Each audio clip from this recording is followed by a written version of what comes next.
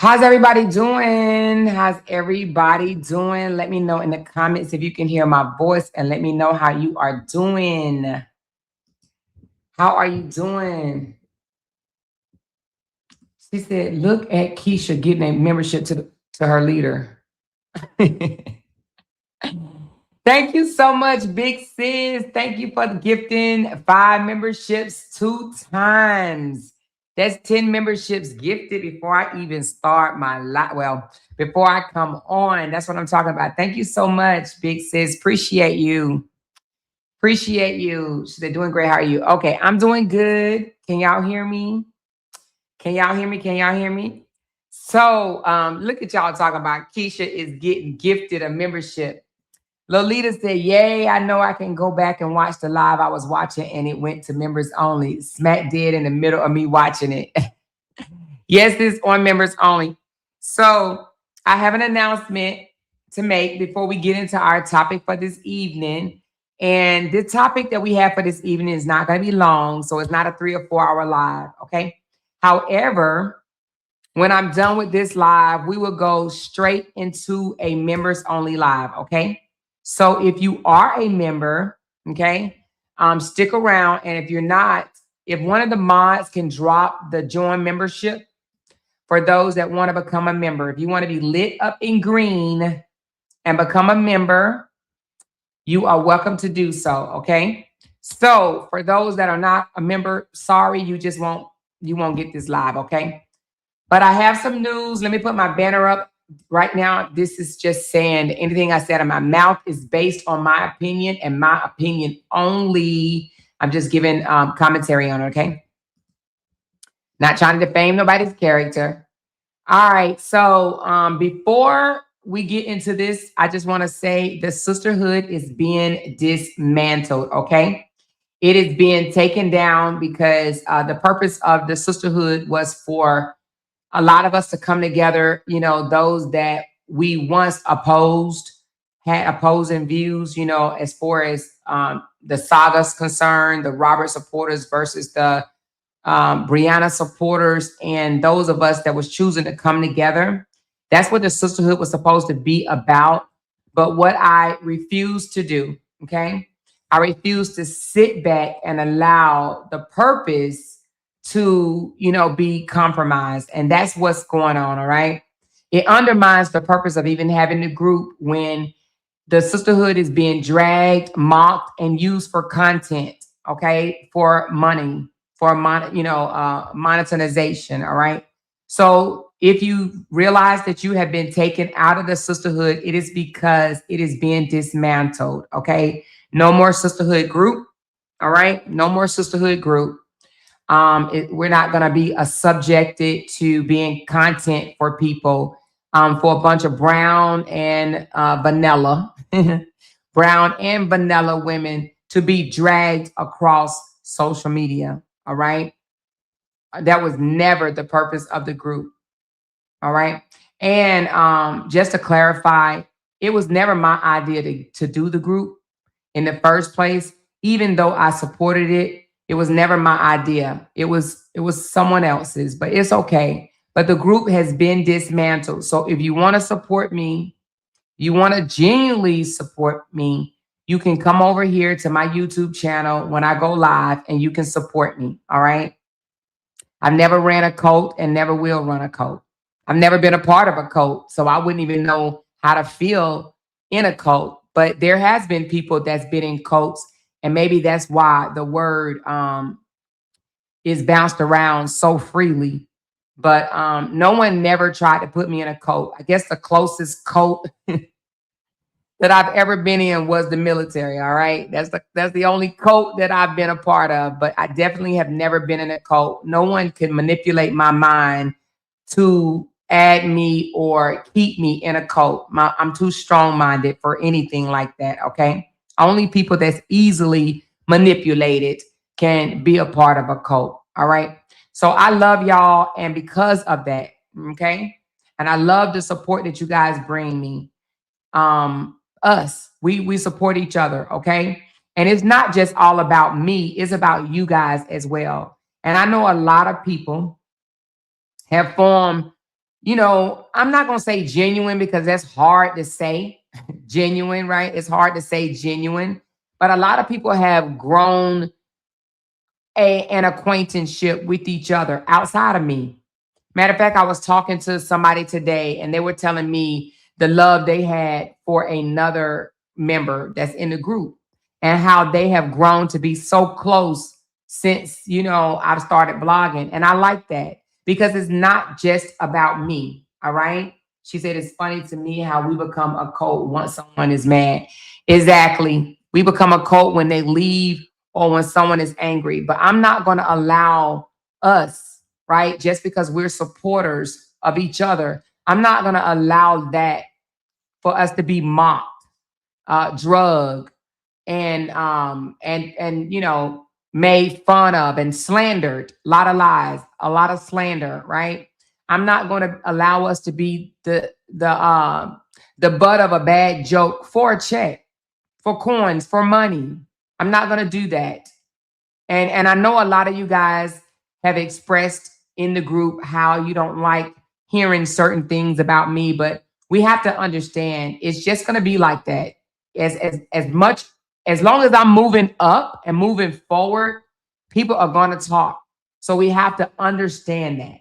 Totally understand that. But that doesn't mean that I got to come out swinging and going back and forth because I'm not doing that. When I told y'all that I wasn't going back and forth with brown content creators in 2026, I meant just that.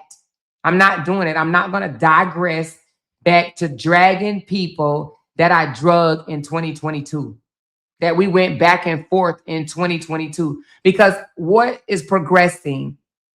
How is that showing that we have learned anything in the last 3 years? I'm not doing that. So that would be done by themselves. Okay. They would let them do that by themselves. I'm not doing that. I'm not engaging in that. Okay.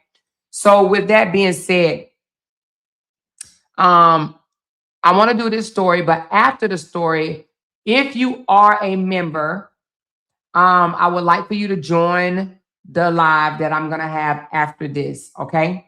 Membership live. Okay. And again, if you are not a member and if you want to join, just let us know in the comments and one of the moderators will drop the link for you. Okay. All right.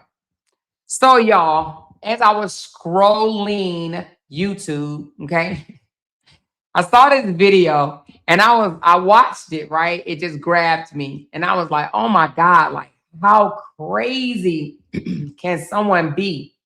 And then I started thinking about it and I was like, but wait a minute, am I looking at it right? You know, were they wrong? Was the person that, you know, y'all see in a minute. But I was like, was I wrong? Am I wrong to think how I'm thinking, or is it wrong how it turned out, right? So nevertheless, I wanted to share this with you guys. And she said, drop the link. You mean the link to StreamYard or the link to members only? Let me know. She said, is it level 2 again? I don't think so. I think it's all members. Hold on, let me see. I think I put the membership at the live at all members. Hold on. Let me see though. Let me just make sure though. Let me make sure because, you know, I just did it before I came on. Hold on. Oh, and I got to tell y'all something too. Hold on one second. Oh, it is level 2 and above. Oh, hold on. So the members only is for level 2 and above. Sorry. Yep, it's for level 2 and above. Level 2 and above. Okay. Level 2 and above. Sorry, my level 1s, but this is for level 2 and above. Okay. Not that I don't love my level 1s, but this is an exclusive live. We're going to have an exclusive live. Okay. So if you want to upgrade, you can. Not telling you to, but this information is for level 2 and above. Okay. But now, before we share this story, let me tell y'all this. So you know, I came out yesterday and basically exposed that Miss Season is taking the truth to court, right? Well, we did a little bit more digging, and we found out that, you know how we said yesterday that she didn't have no receipts, like she don't have no receipts. she's just gonna go to court and she's gonna get denied and so forth, so on, right? Well, let me just say this. We found out, and let me put it up. He said that she's going to go before the judge, and the judge is going to be like, lady, you cannot be saying anything because you don't have no receipts and this, that, and the other. And lo and behold, there are some hidden documents that we cannot see, okay? There's about 4 or 5 hidden documents, all right? Now, she has it down for protective party. I don't know what that means. Protective party identifying information. Wait a minute, because the respondent is LOUDTalkerz. Hold on, because wait a minute. Respondent identifying fact sheet. So anyway, no, this is not Robert's, it's hers, right? She got 4 or 5 different, I think 4 hidden documents. So we can't see them. So we don't know if they're evidence to her claim. Now, y'all, I'm just gonna tell y'all, I heard something that just I heard it before, but it was denied. And I'm just gonna say this, just before it comes out, again, this is just allegedly. I ain't trying to defame nobody's character or any of that. But girl, I heard she got proof. Child, listen. All I gotta say is I heard that she had proof of physical contact. Okay. That is what I heard, that she has proof of physical contact. But that was not in her write-up. So I don't know if that's the case. But there is about 4 or 5 hidden documents. I think 4. I thought 5, but it might be just 4. Hidden documents that we cannot see. We are not privy to, okay, for right now anyway. Now, we may become privy to this information because I'm damn sure going to be checking to see. But it is something that's hidden, okay? The state of Georgia allowed this information to be hidden. Documents are hidden. Now, the last time we've seen documents hidden, it was only hidden for a day or 2, and then we was able to see them, all right? So again, I don't know if we will be able to see this before the court date, which is the 23rd, which is about what, 12 days from now? Hold on. Yes, so about another 12 days from today, right? Or something like that. We should be able, well, hopefully we'll be able to see this before then. All right. She said it might be pictures. It might be pictures. I don't know. But I don't even know why they would hide the evidence, because I've never seen them hide evidence. Like, well, I ain't gonna say never. I have seen some documents hidden before, but it wasn't really evidence, I guess. But nevertheless, so I don't want to put my foot all down my esophagus, because yesterday I was screaming that she had no proof. Okay. She had no evidence of what she was saying. Now I have to say, I don't know what's behind those hidden documents. Okay. I don't know. So with that being said, or somebody was like, what'd you say? Don't hide that shit. Divide. What do you say? Don't hide it. Divide it. I'm sorry. I don't feel sorry for her. I don't feel sorry for her either. And even if they are what I think it might be, and it's just a big think, but because I heard some information that made me say, huh? What? And she lied about that? Because baby, if somebody slapped me, anyway, I'm not gonna hide it. I ain't lying about it either, baby. I'm gonna tell on your ass. All right. So I don't know what has happened, and I don't want to like just sit here and assume or even take everything at face value. But allegedly, and this is a big allegedly, I'm not trying to defame Robert or anything, because hey, he has a right to defend himself. And if it's not true, it's not true, right? But whatever. However, it has been alleged that the little rumor that was going around was actually true. But what I don't understand is how you deny it. And then, anyway, let me drink my water. Mm. So all I'm saying is, Vivica has hidden some documents, and I'm gonna keep looking to find out what those documents are. And actually, I think it just came up today because we didn't see this yesterday. We only saw the hidden documents today. All right. I saw that it was hidden documents. But as you can see, it was still filed the same day. Now it says respondent identifying fact sheets, which let me find out what that means because I don't know what that means. This is a confidential form courts require in certain cases, especially protective orders, domestic dating, violence cases, stalking cases, or family law matters. Courts separate personal information from public filing to protect people's safety and privacy. This form typically contains private details such as full legal name, date of birth, home address, phone number, email address, employer or school, or relationship details. Because of this, it's sealed from the public. So it says why the respondent is listed. The respondent simply means the person responding to the petition, often in a TPO, restraining order, or similar matters. This form just identifies that person for court records. It says this is routine, required, confidential identification form used to protect private information. It's procedural, not okay.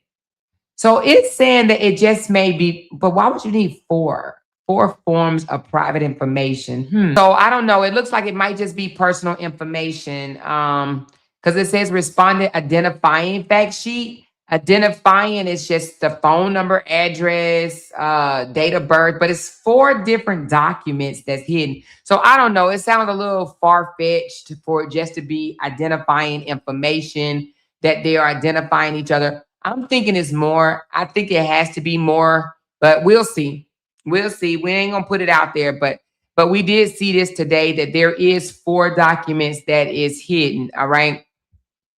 So with that being said, once it becomes available, I will let you guys know what it is. It may not be nothing, right? It may not be nothing. Okay. She said, I seen that on Lampo page. Somebody's messy sent her them messages. Oh, wait a minute. What messages? Hold on. Wait a minute. What is this, y'all? Hold on. What the fraganagle? Oh, where these come from? Lord, Lord, Lord, Lord, Lord, Lord. Oh, Valencia, girl, they putting your information out here, baby. Lord Jesus, honey. Oh, hold on, y'all. What we gonna talk about? Are we talking about the damn Arkansas? Or are we still back in Georgia? Because y'all are showing out. Hold on, y'all. Give me a second. Wait a minute, Valencia. Ain't nobody putting you out there, are they?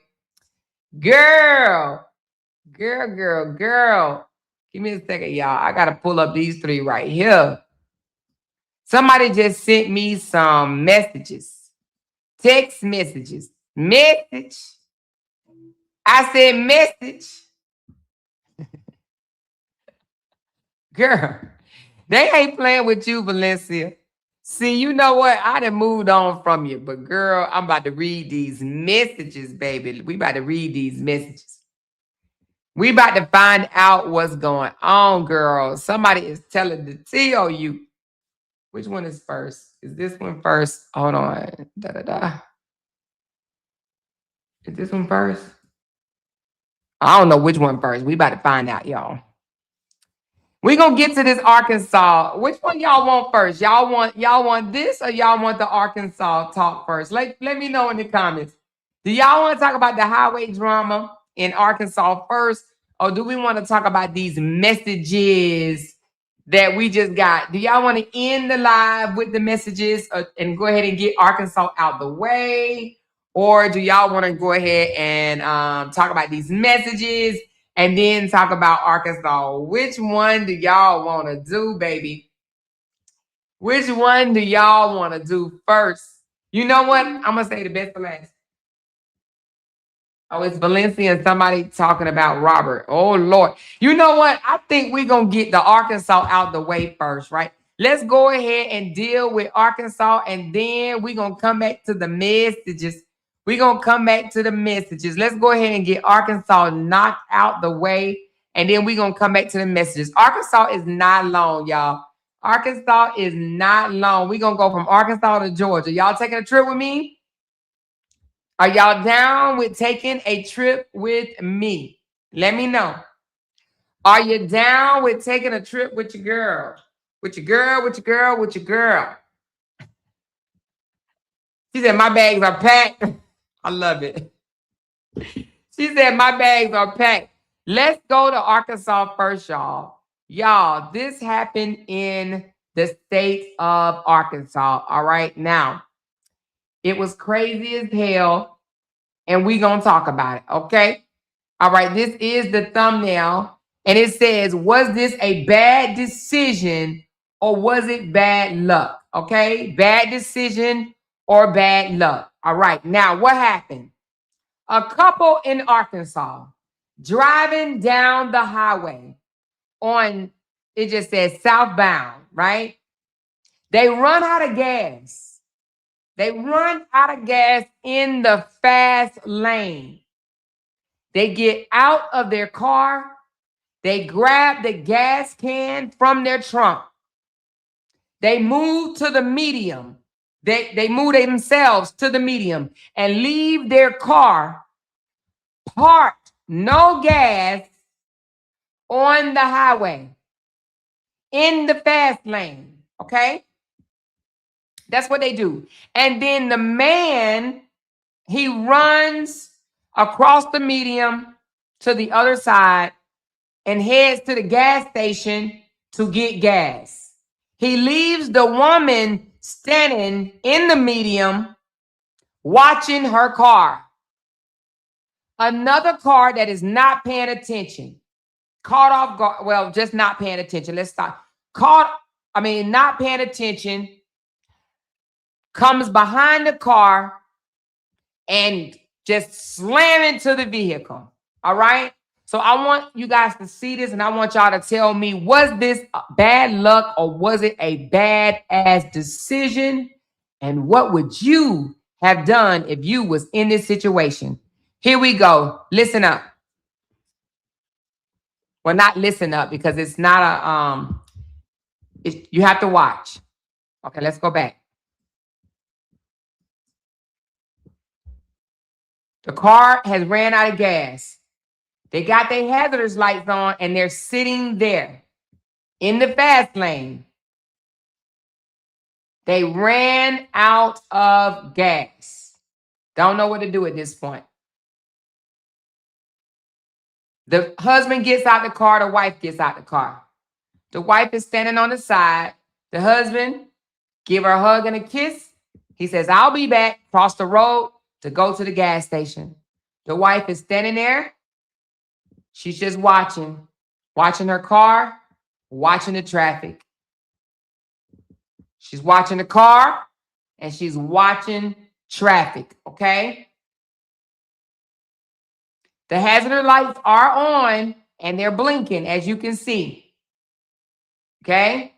The wind must be blowing because her pants are blowing as if it's pretty windy outside. This is in Arkansas. This happened a couple of days ago. She steps back as she sees a driver that was not paying attention that slams in the back of her vehicle. Right? Take a look again. She steps back and she sees this car coming up fast, not paying attention, and boom. She's gonna step back. She stepped back, boom. She runs. Now, the car that wasn't paying attention is not the one that's overturned. The one that's overturned was her vehicle, okay? It overturned her vehicle. Let's watch it again. Boom, boom, boom. Her vehicle flips over. And this car that hit the vehicle, right, it has people Several people inside. Take a look as the multiple people come out of this car. She's sitting over there like, oh my God, I cannot believe this. Now she's on the phone, I'm sure, contacting people, and you're going to see people start to get out of the car. Somebody just got out of the passenger side. Looked like, oh shit, right? Another person gets out of the passenger side. Oh shit. But guess what? There's somebody still on the driver's side. They got to get the people from the driver's side and the back seat out of the vehicle. Now other people see this wreck and they start to slow down. I don't know if they're being nosy or they're going to try to be attentive. But I think this 18-wheeler slowing down to kind of slow down the traffic. Because if people just keep going fast, right, they will cause more accident, right? So they just got the person out the back seat. They're limping, and they're going to place them down on the ground, okay? They still have not gotten the driver out of the vehicle as of yet. I'm not even sure why. I don't know if it's because the door is jammed. So now this car is blocking off the rest of the traffic so they won't run into that vehicle that's already dismantled. So now other people coming up to the not the crime scene, but the scene of the accident. And now they're talking. This girl is still standing over here, as you can see down here below. She's standing over here looking like, God damn it, what did we just cause, right? What just happened? What did we just cause? I'm sure she's probably crying or screaming or whatever the case may be, because I'm pretty sure she's in shock, like, what the F did we just cause? Again, you see, this is just traffic courtesy, in my opinion. The 18-wheelers or the whatever you call these people that have these long beds.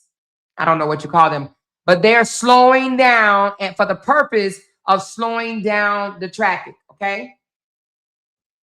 I'm sure there's a name to it, but they are slowing down for the purpose of slowing down the traffic so no other accidents can be caused. Now, this young lady is still standing over there, as you can see right here.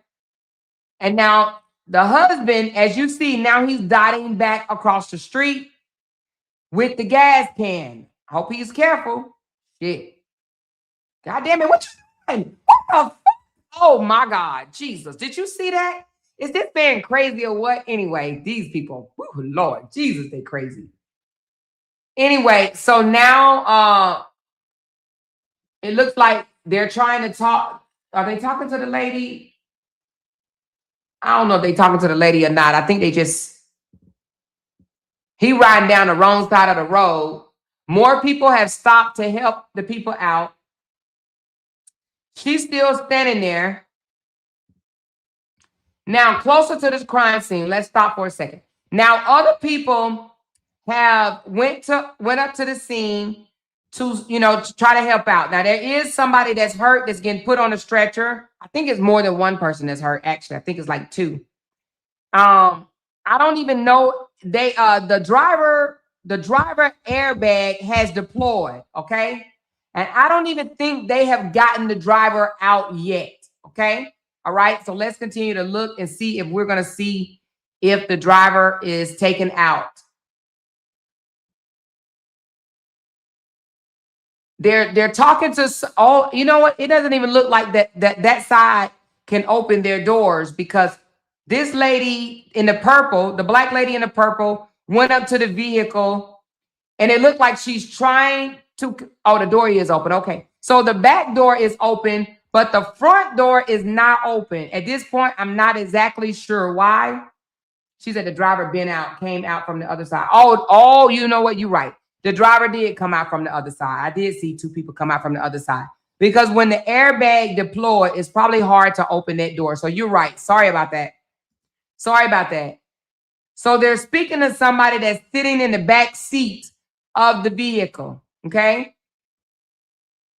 And you would think, because it was like, what do you call it? A direct hit from the front, you would think that the people from the front will be the only one hurt and the people in the back not hurt. But in this situation, it doesn't look like the case. It looked like the people from the back is the one that receive the worst injuries. Okay, you see them coming around to the passenger back.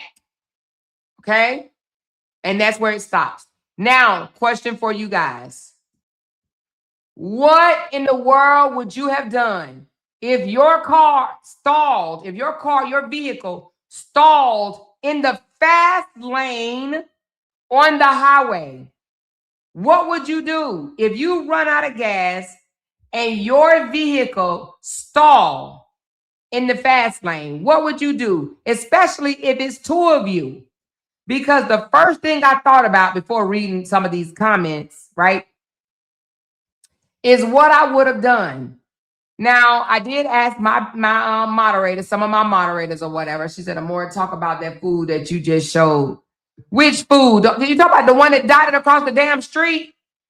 Are you talking about this food right here? Hold on. Let's go back to this food. Where he at? Hold on. That dude dotted across the street. This dude, are you talking about this guy right here that ran out in front of this damn truck? Hold on. What the hell?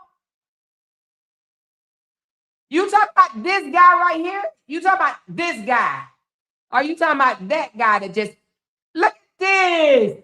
Who would do this? Let me take a screenshot so y'all can see a closer up picture of this guy that just dotted across this road, okay? I want y'all to see him because, I mean, can you say playing with fire? Can you say playing with your life? Hold on, let me get a closer picture so y'all can see this guy just dotted across this damn road. I want y'all to see, and then we're gonna get back to what would you have done. Hold on one second. Let me show y'all what a close call this was. Okay, look at this. This is the guy. Let me get my arrow. Let me get my arrow because I want to make sure y'all see this guy right here. Look how close he is to in front of this damn car right here. Look at this. This is the guy. Would you do that?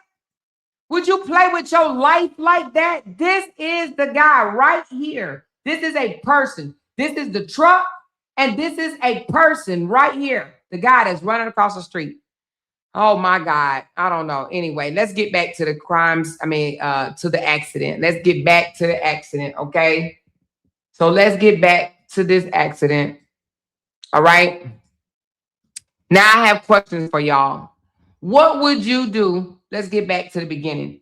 If you stalled on the side of the road, not the side of the road, I'm sorry, in a fast lane. I want to read some of your comments because I want to know, do any of y'all would have done anything that I would have done? Put it in neutral and try to push it. That's exactly what I would have done. Who don't know that? Who does not know that you can push a vehicle 5 or 6 feet to the side? Who doesn't know that? Who don't know that you can put your vehicle in neutral and it easily moves? She said, I would have gotten out. No, I would have. Are you saying you would have? I would have gotten on the freeway with no gas. Oh, you're saying that you wouldn't even took the chance of getting on the freeway with no gas. Smart girl. Smart person, okay? Smart person. Now, I would not have stayed in the vehicle. I do think that would have been a dangerous thing, but I would have pushed the vehicle to the side. Now, pushing the vehicle probably could have been risky too because the driver behind them was not paying attention. So let me ask y'all another question. Who do you think is to blame? Them for leaving the vehicle there or the vehicle behind them not paying attention? Or the people jumping on a highway with no damn gas in their car in the first place? She said, not on the expressway. It's too scary. So you're saying that you would not have pushed the vehicle if it was on the expressway. You would not have pushed it. She said, running out, he should have rolled out the window. He should have what? He should have rolled out the road. Oh, rolled his vehicle out the road. She said, but you feel the car running out of gas. It takes time to slow down. But if your car is running out of gas, you wouldn't swerve to the left. Look how much room they have to swerve to the left. I don't care what was wrong with the car, whether it was running out of gas, whether it was, the engine was going bad or whatever the case may be. But if you feel something is going on with your car, you wouldn't swerve to the side. She said she need a new man because that one is slow. She didn't let it coast to the side out of traffic. So you would have left out of the car, okay? She said the people that left it there. So y'all think the people that left it there was wrong. I'm thinking of people that hit them because they should have been paying attention driving down the fast lane. Now that's true too, because running in the back of someone is also deemed your fault, right? Rachel Ray said the initial hazard. So the initial hazard was what in your case, Rachel? The initial hazard was what? Them getting on a highway with no gas? I definitely would have stopped. I definitely would not have stopped in the fast lane. He could have stopped on the shoulder. That's what I'm thinking. Why didn't you stop on the grass? Why didn't you stop? Why didn't you pull off and stop? They should have been paying attention. Okay. So some people think the person that ran into the back of them, let's go back to let's go back to that part. Let's go back to the part where they ran into the back, right here. Okay. She's going to step back. She sees it. Now, do you think that it was her responsibility as she saw the car approaching to just easily take out her arms and start waving? And just start waving? Or do you think that she should have maybe got something out of the trunk, whether it was a shirt or something, and just start waving to try to get people's attention before they get close? Right? Something. There's ways that you can get people's attention. To me, I think it was, listen, yes, the car behind them was wrong, right? But leaving your car parked in the fast lane like that is detrimental. It is absolutely detrimental. There's something in your car, I don't care if it's a damn rug, that you can use when you're standing out to the side of the road and you're doing something. People tend to see that before they even get close to you. They see it from a distance. If anything, it's like, who is this crazy person standing out to the side of the road? Who is this fool standing out to the side of the road? Right? But to leave the car there, and then as you see the car approach, watch. She steps back while she's not doing anything with her hands at this point, right? The guy could have slammed on brakes. Yes, he wasn't paying attention. He comes up. She still don't have her hands up. She still don't, look, she still don't have her hands up at all. She sees the car approaching. She steps back. She steps back again. She steps back again. You see that? This was crazy to me. Yes, the car behind was wrong. He wasn't paying attention. But I just feel like the couple that left their stalled out of gas car in the fast lane on the highway was stupid.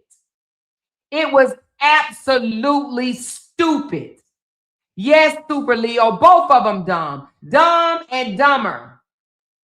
I'm just sitting up here thinking of 10 things that I would have done.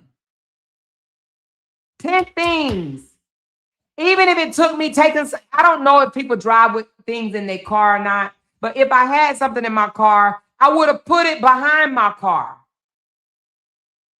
basically to try to target people to slow down. Or I would have been out there waving my rug, the mat on the floor to let people know.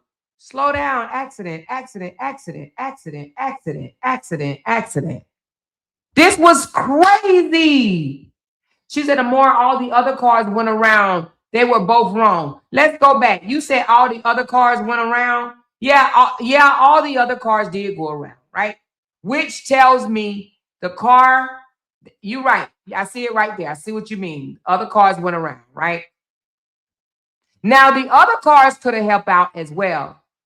They could have kind of slowed down a little bit to try to, help the damn lady push her fucking car off to the side of the road. However, that's just not what we do all the time. Everybody ain't stopping for no stalled cars, right? But this was such a hazard. A car stopped in the fast lane. It's inevitable that something bad is going to happen. It's inevitable. Look at this. Other cars are going around. They're passing by, zipping by fast. She's out there. Even if she could have took that goddamn scarf off the top of her head and waved it. I just think that she could have done more, but I'm not taking the responsibility off the car behind because our hazard lights are on. And you do put your, but it's daytime, right? But you do put your hazardous lights on when, there's danger, right? Or when emergency, should I say. However, in the daytime, not too many people are paying attention to hazardous lights, okay? You know what? Good idea. Good idea, Janice. They could have left the trunk open. Leaving the trunk open is also a sign that says the car is stalled. The car is stalled. The guy got out of the car here. So, okay, let's go back. The guy got out of the car here. Let's go back to when he got out of the car. When he got out of the car initially, now look what he got in his trunk. He got something orange back there. Do y'all see this? Whatever that is, orange. Look at this. Hold on. Boom. It looks like he got quite a bit of stuff back there. Let's do it again. He got something orange in his trunk. I don't know what that orange is, but whatever that orange is, he could have took it out and put it several feet behind his car, even if that's all that the car hit. It would have saw that orange and it could have just hit that orange, right? It could have just hit that orange. She said, that's the gas can. I don't think so. Let me see. I don't think that's the gas can. No, it's not. Because he got the gas can in his hand as he's closing the trunk back. So that's not the gas can because look, he closes the trunk and he got the gas can in his hand. So that was not the gas can. Look. Boom. He got the gas can in his hand now. And whatever that big orange thing is that's sitting in the back of his car is still there. This was all together wrong, y'all. She said it looked like a suitcase. Then put that suitcase out there. Put it out there, right? And I would have put it out several feet back. You got to think when you're in a situation like this. You can't just have a small mind. It's called thinking outside the box. You literally got to think outside the box. You got to think about your safety, but you also got to think about those cars, vehicles, other vehicles around you safety. When you're on the road, it's not just about you, right? I think this thing could have turned out better, right? It had they thought a little bit harder. He jumps across the road, right? She gets out of the way. She's looking. He put the hazard lights on, which is a good thing. He gets the gas can. He closes the door and like, okay, babe, I love you. I'm coming back. I'll be back in just a second. I'm going to dot across this busy ass highway and I'm going to go get some gas, come back, and everything is going to be just fine. Here I go. Wait a minute. Even the food dotted across on the way. Let's go back to him for a second. Now I'm gonna take a step further and say These people they can't be. Look, I don't want to insult nobody. I ain't gonna say that. But these people, they playing with their life. Look how this guy plays with his life. Look at him. Okay, well, that one is not as bad. Okay, that one is bad. That wasn't as bad as the one, him coming back across the street. So he's gone. She's there by herself. In my opinion, I would have taken two things out the damn car and put it behind the car. Behind the car, right? But when the car gets slammed into, I'm pretty sure she uses the phone. Oh, and guess what else she could have done? When you are out of gas, right? There is nothing wrong with calling 911 to let them know that you're out of gas. Now, I'm not saying call 911 for them to come and give you gas, but if you call 911, maybe they can show up to help control the traffic.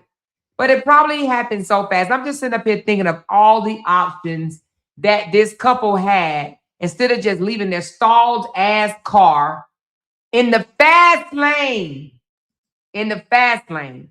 And like you said, who gets on the damn road, on the highway, and running out of gas? And not only that, before you run completely out of gas, right? Now, I know my vehicle do it. I don't know if y'all vehicle do it, but that bitch will start talking to me. It literally will start talking to me.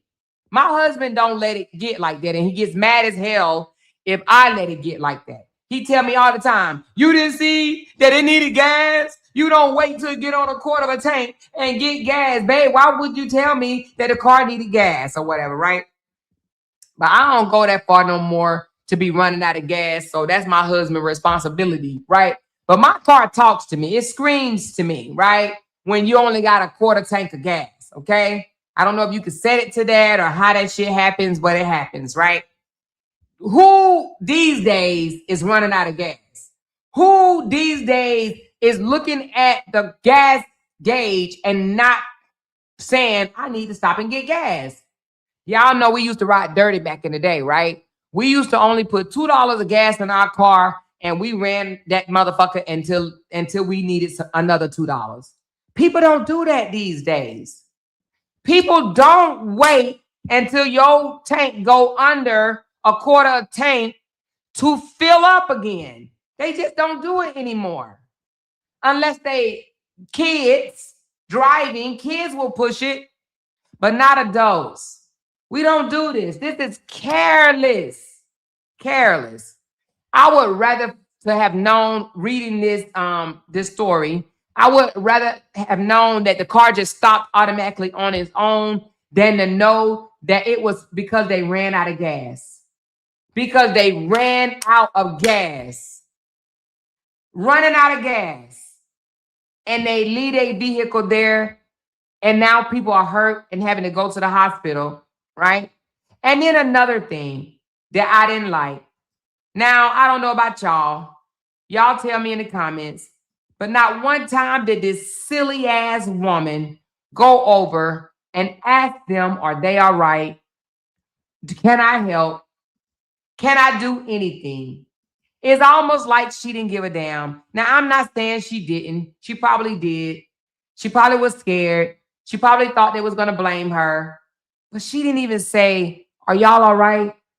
I'm so sorry. Is there anything that I can do? Right? Now, let me ask you this. If that was you, would you have walked over to the people to even give a hand of anything? Or would you have just stayed back because you was afraid that they may turn on you or come at you? She said, did anybody pass away? No, but there were injuries. There were injuries. No one passed away, but there were injuries. Okay. She said, I bet she couldn't speak English. Is that why you think that she did not involve herself or go over there when she saw other people stopping and pulling up? I don't know if I could literally just sit there and watch them pull people out the vehicle and things of that nature and not say anything, not do anything. Now, again, she probably wanted to stay out of the way because just in case somebody did pass away, she probably didn't want to see it because then she probably would have blamed herself. But she literally just stood out the way and watched, knowing that her overturned vehicle right now was the car. Was a part. Now I'm not gonna sit here and take nothing away from the car that ran into her. And look at him coming back across the street. Look at him. And I'm pretty sure she already called him on the phone and said, babe, we just caused an accident. Our vehicle stalled on the road. I just can't believe this dude gonna dart across this vehicle. Does he not think that this 18-wheeler will drag his ass? Does he not? I just can't see how he just darted across the. What the hell is wrong with him? This is like playing Russian roulette. Bullshit. What the hell? Listen, I ain't playing with my life like that. I'm just not gonna do it. I'm not playing with my life like that. But he goes back across. Let's see if he goes up to the people. He crosses back over. Y'all. Oh, yeah, he did go up to the car. He did go up to the crime scene. He did go up to the people and try to help. Okay, so the wife didn't, or whoever the lady was. We just gonna call her the wife because we don't know. So the wife didn't, but he did. When he came back, he did do the responsible thing, and he went directly over there. And he probably was like, hey, you guys need any help? I'm so sorry that this happened or whatever. So, and to be honest with you, for those that work at the insurance company, who fault is this? Who are you blaming for this accident right here? Who are we blaming? Who are we blaming? Somebody got to take the blame. Who are we blaming? What do y'all say? Who are we blaming? Rachel said both of them get a ticket. Both of them are to blame. Okay, K. Kim said the driver that hit from behind. Okay. All right. Big Sis Glenn said both of them get a ticket. Marissa said the one with the SUV that left their car out in the road. Sandra said both. Super Leo said the second car for not paying attention. All right. This a new me said both. And Lakeisha said the one who stopped for me. The one in the road. The person who hit the car from behind. All right. So we got mixed. 50-50 is saying the driver that left the car stalled. I think majority of you guys are saying both of them are to blame. Both get a ticket. Anyway, lesson learned from this right here. If you can, take something out of your vehicle, right? And create a barrier. And it may not even be a barrier, like as if, something to stop someone from running into your vehicle. But if you are stalled, let's go back to them being stalled. If you are stalled, okay, think outside the box. What can we do? If you don't want to put it in neutral and roll your car to the side, right? Then you went to the back trunk. When you was in the back trunk, you saw other things in your vehicle. Let's go to the back trunk. You saw other things in your vehicle, okay? Hold on, let's go back to when he looked in the trunk. He gets out. He got his hazards on. He gets them. When you saw something in your vehicle, take that and just walk about a good, 10, 12 feet ahead and put something right there. All that is telling someone there's something going on, an emergency, a stalled vehicle up front, okay? Wave your hands. There's nothing wrong with waving your hands to let people know danger ahead. And you know what else she could have done? She could have ran several feet ahead. Like, you know what I'm saying? Several feet ahead. Way down and just waved her hand for them to slow down. She didn't have to stay right by her car. She could have ran several feet ahead for where traffic was coming, and she could have just been waving her hand. And all that is saying is slow down, slow down, slow down, slow down, stall car, slow down, right? She could have done that. She could have taken the scarf off of her head and just been waving it. Actually, do you know that there is a, let me show you. There is a slow down signal on the road. Let me show you. The hand gesture, but I want to see if I can get it in a video. Okay, you can your hand gesture, right, where you just take your hand and you just waving it up and down, telling people slow down, slow down, slow down, right? But I want to show you the video just in case you guys may be in a situation like this. Okay, now I asked, hold on, I asked for a video and it gave me this one. Now, this is funny. This is just a funny, y'all. I'm only doing this one just to be funny. But this is one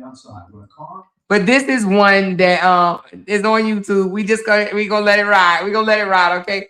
This one is funny, but this is a way of people saying slow down, okay? Hold on. It's only 2 minutes long. Playing outside when a car speeds by and hits them. One East Top man had enough with the fast cars around his home and came up with a pretty bold solution. Yeah, this is a really bold solution, but as Hope Ford tells us, it's also upsetting some people out there along the way. It's a beautiful day in the neighborhood, and it'll remain a beautiful day as long as you slow the F down. It might be a little taboo, but it got attention. Tired of people going 50 miles per hour in his 25 mile per hour neighborhood, Jordy Johnston, a follower of Ford, decided to send a message. We decided that those little green plastic things. Okay, well, I'm just going to show you what he did.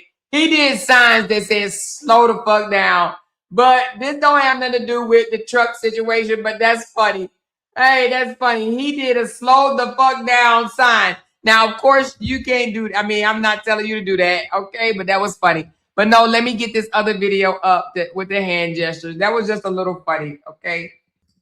You see the flashing lights on the shoulder, but most drivers actually do not slow down or move over. The first responders call it a crisis as more crews are hit and killed. On the roadside, Chris Van Cleve looks at what's behind the growing danger and why.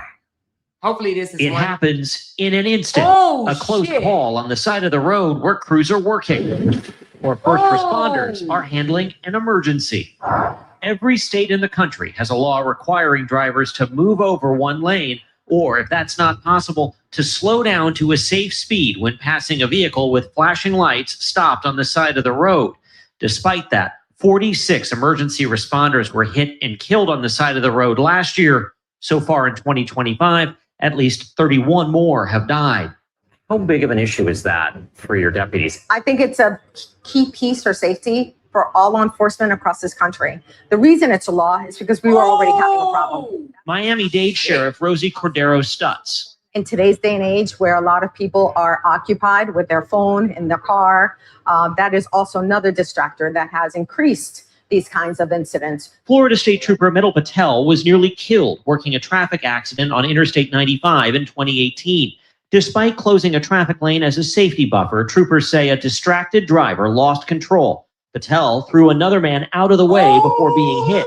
We went with him back to the scene of the accident in 2019. I feel extremely lucky. I've seen people pretty much die from this. AAA studied real-world videos like this one from North Carolina of drivers passing roadside incidents. Every one of those red boxes are vehicles that did not follow the law. Researchers found 36% of drivers, nearly 4 in every 10 passing a scene, failed to slow down or move over. Compliance was even worse when drivers were passing a tow truck like the one in this video. AAA's Iexa Diaz. People's lives are literally on the line and they're at risk. AAA researchers recommend states increase public awareness of slow down, move over laws. We spotted these. So did you hear what they just said? When passing a accident on the road, it is a law that you're supposed to slow down. Who didn't know that? Who didn't know when you see an accident or a stalled vehicle, that it is a law that you and everybody in front and behind you supposed to slow down. You're not supposed to just zip by an accident. You actually supposed to slow down. That's a law. That is a law. Let's listen to it again. Researchers found 36% of drivers, nearly 4 in every 10 passing a scene, failed to slow down or move over. Compliance was slow down or move over. Even worse when drivers were passing a tow truck like the one in this video. AAA's Iexa Diaz. People's lives are literally on the line and they're at risk. AAA researchers recommend states increase public awareness of slow down, move over laws. We spotted these freeway signboards in the slow down, move over law. Look it up for your state. Slow down, move over law. It is a law. Slow down, move over. Phoenix area trying to do just that. Another issue identified in the research was weak enforcement. Drivers perceiving little risk of being ticketed, and the penalty for breaking the law varies widely from $30 in Florida to $2,500 in Virginia. What we're finding is that a lot of people have heard of this, understand it, but aren't really following through with it. And speed is such a big part of this. And speed kills. Chris Van Cleve, CBS News. Damn, this is absolutely crazy. You see the flashing lights on. So I thought there was going to, so let's just go back to the hand gesture that I was showing y'all before. They didn't speak of it here, but let me just, let me see if I could just go back to the hand gesture, because I don't see a video that I wanted you guys to see, but there is a hand gesture, right? And this is it. When you're out there, if you're trying to get a car to slow down, what you do is you run up ahead, okay? You just run up ahead, and then you just start waving your hand. Kind of is almost like you're patting a dog, so to speak, right? But kind of with your hand a little bit higher. And you just telling people to slow down, slow down, slow down. And what they know is there's danger above. There's an accident. There's danger. There's something that's going on above. So just slow down, slow down, slow down. But it will get people attention, and they will slow down, okay? Now, these are not the couple that was on the road. This is just the AI couple that I put on this thumbnail. However, this couple caused an accident because they didn't think outside the box. Now, again, this is not just their fault. The car behind them were not paying attention, but I could just think of several things that this couple could have done to prevent this, okay? Now they're saying there's a law in Arkansas that you only can drive in the fast lane if you're passing. Oh, it is a law in Arkansas? Well, most people don't drive in the fast lane any damn way unless they passing. I don't know if it's a law, but most people don't get in the fast lane unless they're passing, okay? You know, she said Arkansas and Texas enforce left lane for passing only. I got a ticket in Dallas for driving in the left lane too long. Okay. So, is it a law in Texas too? So I don't know if it's a law in Texas, but most people don't drive in the fast lane unless they're passing, right? Unless it's just super duper crowded out there as well. Okay. But she said those folks were speeding. If anyone else seen that, they should have. Well, so you're saying it's not even the couple's fault. You're saying that these people were speeding, and not paying attention. So it is totally their fault. That their asses should have been paying more attention and slowing the hell down. So I'm sure they're gonna get a ticket. You know what I'm saying? I'm sure they're gonna get a ticket. But I don't know. I just thought this was a very avoidable situation in this video, and I wanted to come out and share it with you guys. This is out of Arkansas. Arkansas. What we call Arkansas? Arkansasians. What do we call Arkansas? Arkansasians. Is that it? Y'all let me know. What do they call people in Arkansas? Don't let this happen to you. All right. Learn from these type of mistakes. Think outside the box if you are broke down on a highway. Just don't stand there and do nothing. Think outside the box. See if you can prevent it. If you can. If you can't, that's one thing. But see if you can prevent it. Okay. Now, I'm sure the husband would have been happy if he came back and saw his wife all the way down, slowing people down. Think outside the box. You gotta think out. You gotta think quick on your feet. Okay, that's what they teach us in training. You gotta think quick on your feet. Don't just think about the now. Think about the what ifs, the what ifs, the what ifs. All right, think outside the box. She said, and if we blink our flashlights or lights in somebody they know to slow down. And these lights were on, but you have to understand in the daytime, they're probably hard to see. It probably was not an easy thing for the vehicle to see. Now, I'm not taking nothing from the car that behind that was either texting or doing whatever, and they were distracted. But they did not see the vehicle and they ran into it. So one thing I do tell my kids, I said, you have to understand this. And this is not just for kids. This is for, what do y'all call them? Arkansans. Okay, I never heard of that. And my brother-in-law lives in Arkansas, but I never heard of Arkansans. Okay. So with that being said, I tell my kids, but this is for anybody. When you get your license and you become a driver, you have to understand you're not just driving for yourself. You are driving for everybody out there on that road. Because just because you are a defensive, careful driver does not mean that everybody else out there is going to be a defensive, careful driver just like you. All right? It does not. Everybody out there is not going to take extra precautions to look both ways, use their rearview mirror, use their side mirrors, use their lights. She said, Amore, do you drive? I do drive, but I don't drive much.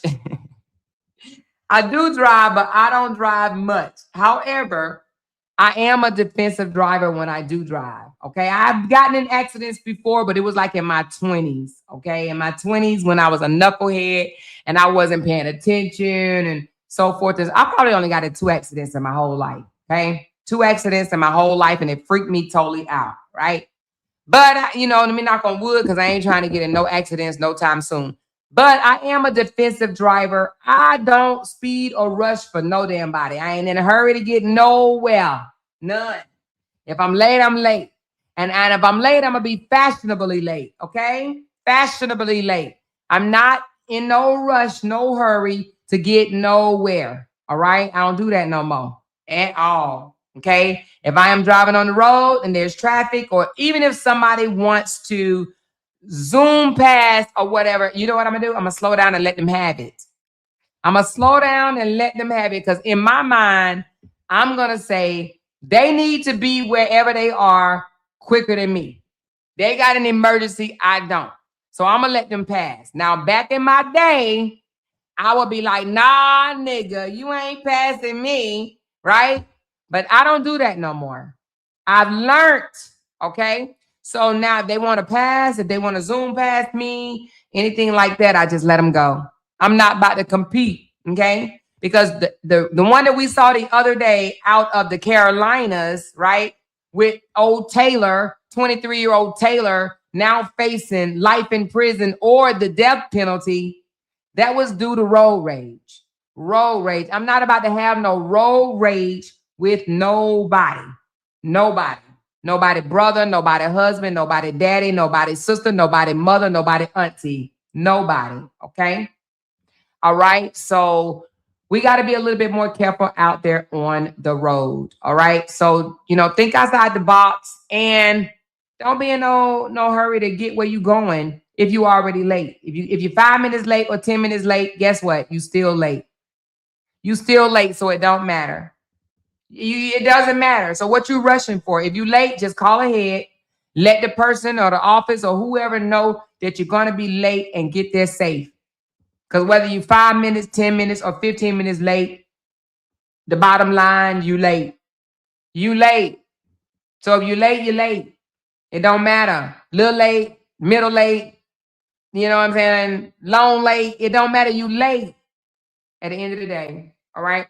So just get there safe. We got to start thinking about safety first. And when I saw this video, I was just like, oh my God, are you kidding me? Are you kidding me? So anyway, I just want to bring it to you guys. I'm gonna read a couple of y'all comments. Who from Arkansas? She said, now Chicago drivers drive in the fast lane, honey. Drive or get out the way. Left my ass off. That's how it is in Texas too, though. You better not be scary, driver, and get on the E-way in Chicago. You're going to get ran over. Lolita said, don't come to Chicago and plan. They're going to run your ass over. Who else got a city or state like that they will run your ass over? Now, don't come to, listen, don't come to Houston and be like me. I don't drive on no Houston highway. You ain't going to get me on no 5 to 7 lane highway ever. Not with me driving. I'll ride. I'll be a passenger driver. But hell no, I'm not doing it. There's too many lanes to cross, and I am not trying to be involved with crossing 5 or 7 lanes. I'm just not going to do it. My anxiety, the way my anxiety is set up is just not going to work. I would catch me an Uber or my husband would drive. She said, I hate Chicago because they will run you over. Come to Texas, they're going to run your ass over too. All right, they're going to run your... Now, Charlotte, I could drive in Charlotte. I can get with the best of them in Charlotte. Charlotte traffic ain't intimidating me. But Houston traffic, oh, I'm intimidated. I'm intimidated, okay? Houston ain't playing with your ass. I'm intimidated, okay? She said, I heard Atlanta has a crazy highway. Girl, I don't know which worse, Atlanta or Houston, but baby, Houston is not for the weak. Houston is not for the weak. Even my son came down here. He was like, damn, mama, they got these cars, they gonna ride you off the road. I said, they sure the hell will. They will ride your ass off the road, honey. Don't come over here and disrespect Houston traffic and think that you about to be a slow ass driver, honey. You better get with it. You better get with it, all right? She said Atlanta traffic, OMG, baby. Cassie said Philly traffic is the worst. Y'all better stop playing. Stop playing. Philly ain't playing, okay? She said, I drive in New York. Now, I seen how they drive in New York, and I am not a fan. Baby, they will hit your shit. They will hit your shit in New York and don't even care. I mean, literally tap your shit, and it ain't like nothing. Tapping you in the back in New York is just like saying, hey, that's it. Hey, they just spoke to you, okay? They will hit your shit, okay? So don't even try. She said, I ride in Metro in New York. I will ride the Metro too, because it ain't no way I'm driving no car around no damn New York. No, indeed. She said, Charlotte traffic is not what it was a while ago, last week when I visited. I don't know now. I mean, okay, it might not be what it was. I left Charlotte in 22. So was it not like that in 22? Because, I mean, if it didn't got worse since 22, I don't even want to come back to it. You hear me? She said, I dislike Houston and Atlanta freeways. Houston and Atlanta freeways will humble your ass, okay? It would definitely humble you, okay? It would definitely humble your ass. She said, I was shell-shocked when I first drove in Atlanta. Baby, child, you better know where you're going. And that's in Houston, too. You better know where you're going. Just know where you're going. If you know where you're going, you good. But if you don't know where you're going, you better let somebody else drive, okay? She said, Charlotte traffic is terrible and have gotten worse. Now, okay, well, damn. Well, if Charlotte traffic is terrible, then y'all don't want to come to Houston. Because I could do Charlotte traffic. I could drive myself in Charlotte traffic. You hear me? I could whip around that damn 480 so goddamn fast, or 75. Was it 75? What is it, y'all? I done forgot already. I know it's a 480, but I could whip around that joker so fast. I mean, Charlotte traffic, I can get with that. Unless they done got another highway that I don't know nothing about. Okay? She said, yes, Charlotte traffic is horrible. Lord, y'all gonna make me not want to come back to Charlotte. And I really do want to come back to Charlotte. Lord Jesus. But anyway, child, I don't know. She said, I drive anywhere. Every time we get close to Chicago or Atlanta, they want me to drive. For real? So you must be a good driver, girl. 485 and 77. That's it, 485. I whip on 485 so fast, or 77 so fast, girl. But hey, I don't know. And I could drive in the dark in Charlotte, where I can't drive in the dark. Even here in Houston, I can't drive in the dark. But I could drive in the dark in Charlotte. Maybe because I stayed there for 6 years, you know? And I just got used to it. She said, Amore, do Jay ever be your passenger driver? Girl, hell no. Jay will never be my passenger driver. Jay ain't letting me drive him to Chick-fil-A. You hear me? Hell no. Jay ain't letting me drive him down the damn road. Hell no. Jay just ain't gonna do it. He would never let me drive. No. Not that I can't drive. I drive locally, but he ain't getting no passenger side when I'm driving. Hell no. Jay, it ain't even a thought at all. Hell no. She said, I just drove Atlanta freeway this weekend and I most definitely need a drink when we got to the hotel. Lord. Is Atlanta that bad? Oh my God. She said, the more we have roads in Philly called Lincoln Drive, it's a death trap, girl. And I drove to Philly. Well, not really Philly, Levittown, Pennsylvania.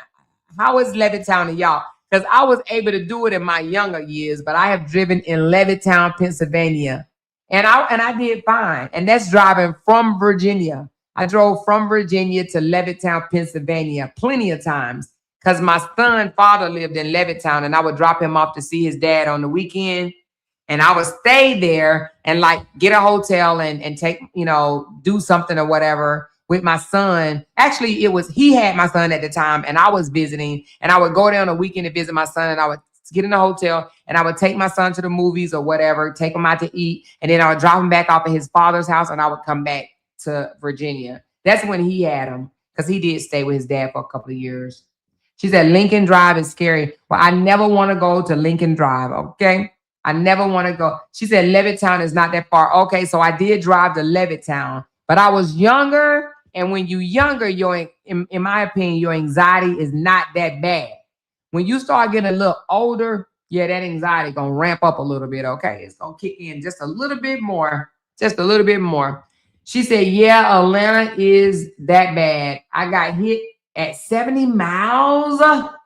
Leaving Atlanta years ago, 70 miles on 70, they were going 70 miles an hour and they hit your ass. Oh my God, girl, thank God you here. Okay. Thank God you are still here. That's crazy. That's absolutely crazy. Y'all, we got to be a little bit more careful out there on the road. Okay. All right. And guess what?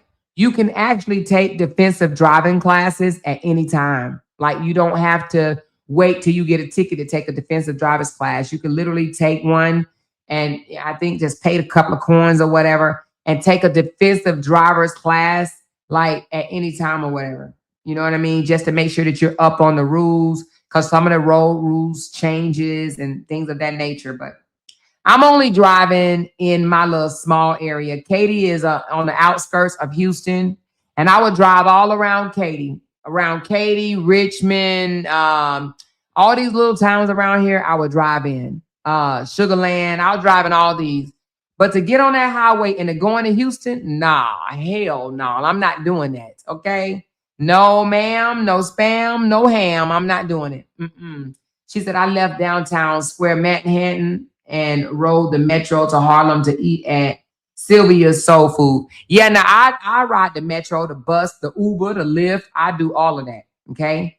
But to get in a car and go from Katy to Houston, and from Houston to Katy, hell no. And we have to go to the airport, we have to drive a little over an hour.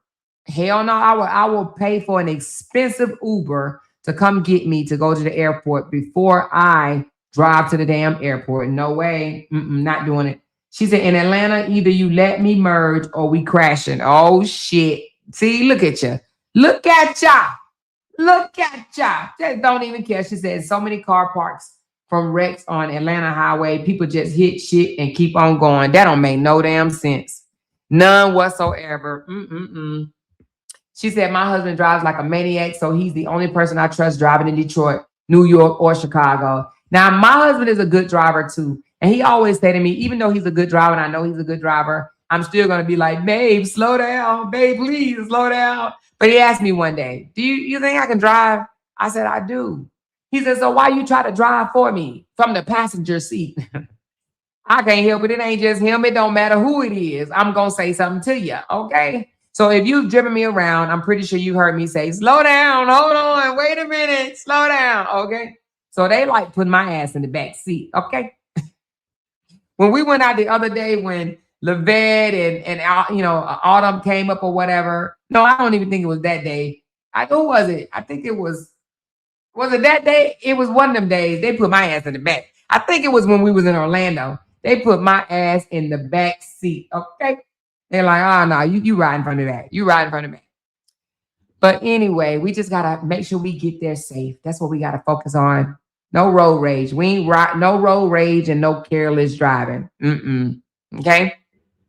So that's enough of that story right there. Hopefully they learned a lesson. They totaled their car. I don't even know if an insurance company will pay for their vehicle if they are deemed, I think they will. I think they will pay for their vehicle if they're deemed responsible. But I think that their insurance will go up sky ass high. I think that's how that works, okay? I think that is how that works, all right? So we about to close out speaking on this story because hopefully everybody learned their lessons and know not to get caught driving like that, okay? Now, what we're about to talk about next, and this was just sprung on us in this live. I was unaware that there was text messages being exposed from Vivica. I couldn't think of it. From Vivica. Okay, so apparently somebody has released these text messages from Vivica. We about to put it up front and center, and we're gonna go over these text messages, y'all. Vivica, you got to be more careful. You got to be more careful, girl. Listen, I don't know who told you to step on besides Wobbers, but girl, honey, child, whatever you done said. Now, let me look right quick because somebody told me earlier, and I didn't have no idea what they was talking about. I did not know what they was talking about. I did not even go to the page to look, but they said Vivica actually mentioned it on her page. Let's go to Vivica page right quick. Hold on. Because they said Vivica referenced text messages this morning. Okay, so now Vivica is talking. Okay, let's see what she said. This is, I'm gonna put it up front and center. Hold on, front and center. Give me a second. All right, let's go on and put up what Vivica is talking about, okay? If we're going to talk about it, we're going to talk about it, okay? If we're going to talk about it, we're going to talk about it. We're going to talk about it, baby. We're going to talk about it over here. We just spreading the news. We ain't running nobody down. We just spreading the news. All right. So Vivica actually put a post up. I have not read it, but this will be my first time reading it today. And this is what it says. Give me a second. Let me make it a little bigger. Okay. So Vivica, all right, Vivica says, what'd you say, Vivica? Give me a second, y'all. Let's adjust a little bit. I am aware that private text messages, you know how she know, you see how she put private? That private text messages between myself and others are being shared publicly. Those conversations were never intended for social media. Girl, do she not know?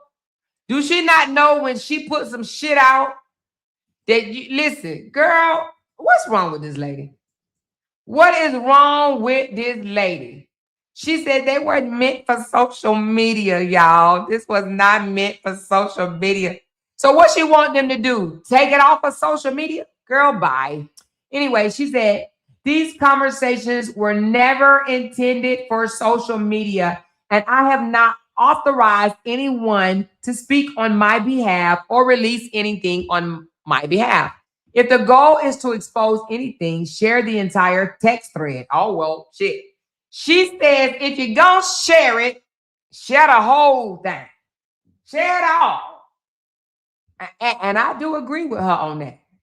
Don't just put out half-truths. People are very good at putting out half-truths. They only want to tell their side of the story, and then they leave the other side wide open. Nevertheless, let's move on. She said, but if they're going to be shared, share the entire thread, not selective screenshots.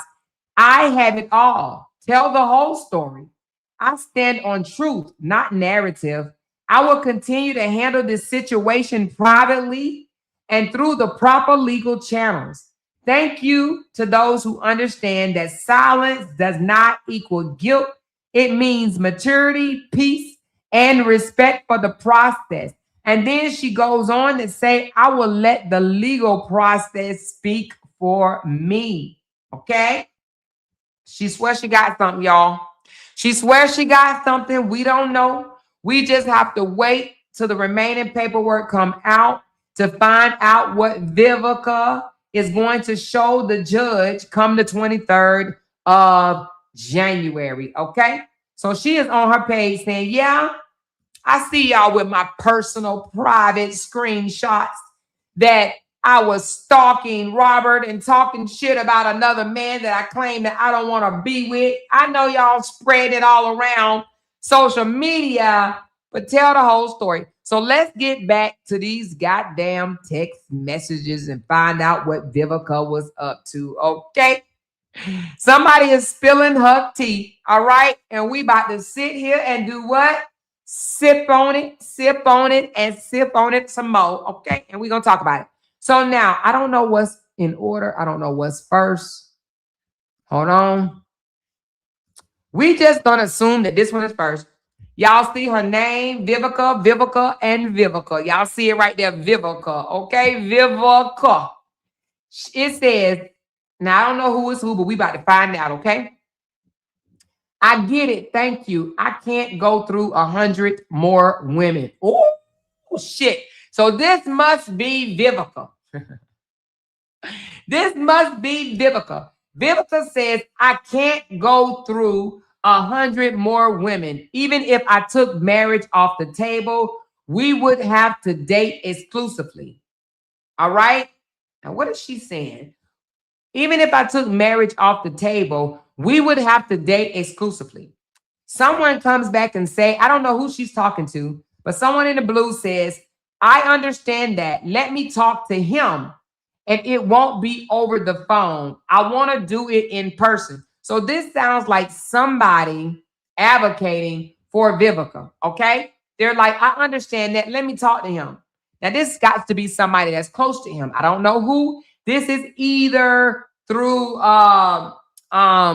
this is through the cousin, Mika, or the sister Dawn. I'm gonna assume, okay? I don't know, but I'm assuming. It says, I understand that. Let me talk to him, and it won't be over the phone. I want to do it in person. She says, okay, I'm okay with the results. Let me tell you something. Baby, Vivica is my age. And we 53. I'm going to go on and put it out there.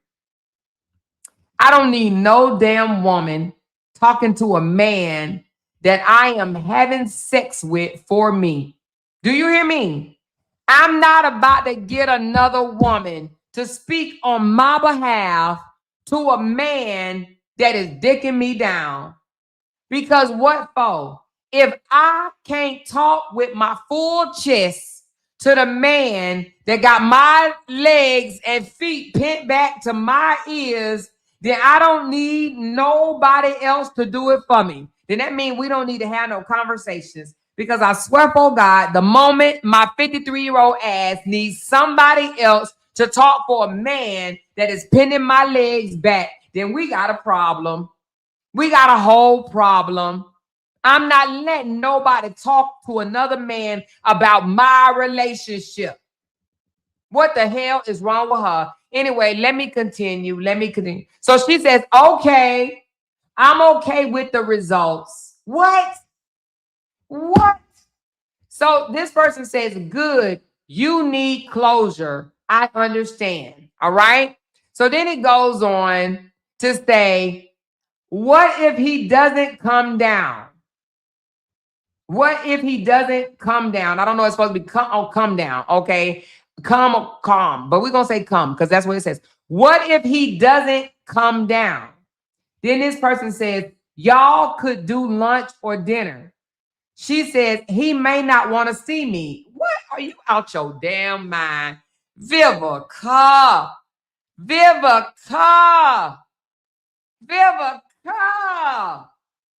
Girl. She said he may not want to see. Girl, let me get my ruler. I am taken aback.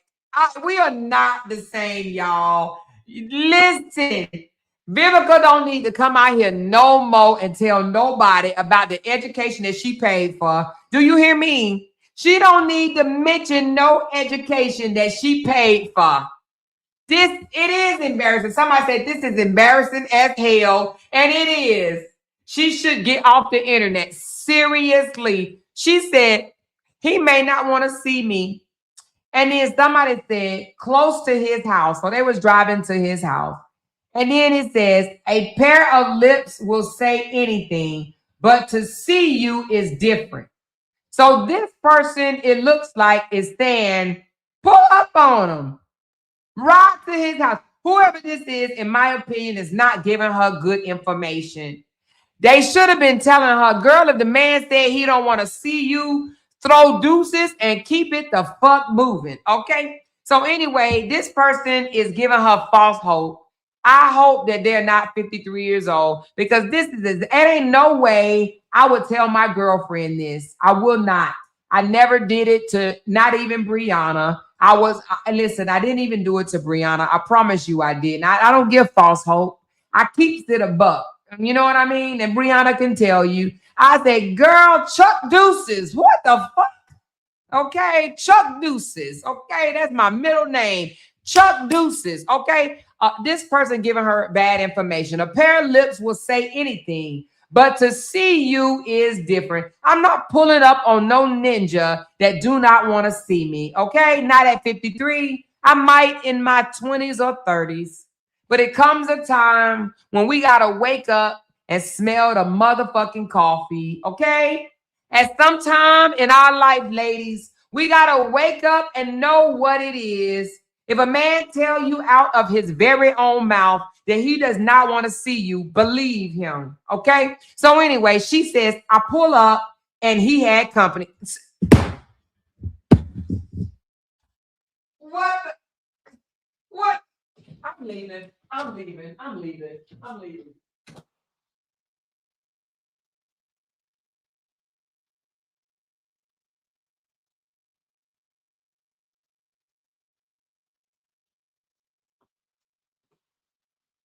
Y'all, I done left the room. I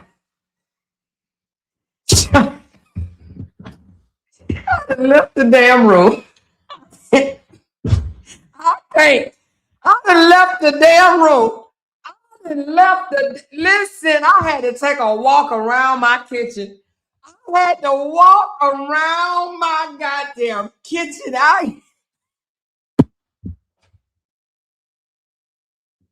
Shut the front door. Y'all, somebody gotta call the law. Call the damn law. Baby, wait, hold on. Okay. Hold on. Vivica.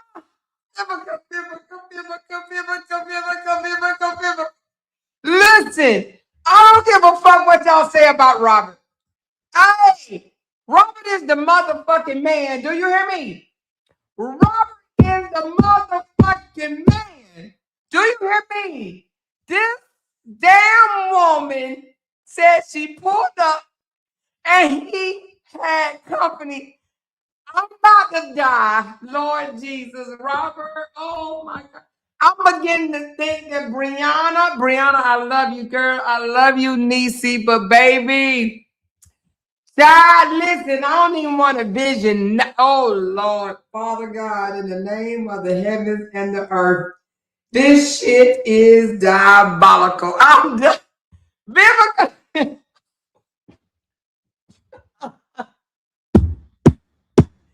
Vivica said, I pulled up and he has company. She said, has. Lord, Father God, child, I will be on the new. Listen. That is why Vivica is fucking going crazy over there. Baby, this shit is some damn tea. Do you hear me? Y'all, Lord, hold on. I got stuck on a cough drop because, girl, I'm about to lose my damn voice over here, baby. Hold on. I'm over here looking for a cough drop. Baby, that shrimp is shrimping. Y'all can't tell me Robert got a shrimp. I'm not believing that fucking shit no more. I don't give a damn, and I don't even like him like that. But you know, I ain't got nothing against the brother. But baby, y'all, Lord Jesus, I'm over here pouring water in my damn Stanley cup. I done got hot flashes and everything. Hold on. Blown all the way. Mm, mm, mm. Okay, y'all, I'm sorry. I had to get my composure because this shit is crazy. So Vivica says, I can't believe she even typed this shit. She says, I pull up and he has company. Lord, Father God. Oh, Vivica, this shit is embarrassing as hell. And then she said, you're right, but he definitely can come downstairs. You still want him to come downstairs and he got, who is the company? Lord, what the fuck? Was it Simone? Y'all, Lord Jesus. She said, you're right, but he definitely can come downstairs, right? She says, I'm tired. He should have reached out by now. She says, I agree, but I wouldn't take it personal. He living in the moment, feeling himself. What? You wouldn't take it personal? Y'all, this person is not, they don't know much about self-love. Vivica don't know nothing. How can Vivica come out here and speak on some damn self-love that she does not know nothing about? Lady, are you kidding me? Oh my God, y'all, this is so embarrassing. Honey, when I tell you me and Vivica are not the same, we're not the same. Y'all, I'm so disappointed in Vivica. I'm so disappointed in her. And then she says, do you think he's fully ready to lose me? Girl, he got a woman upstairs. He got a woman upstairs. Do you think he's fully ready to lose me? Y'all,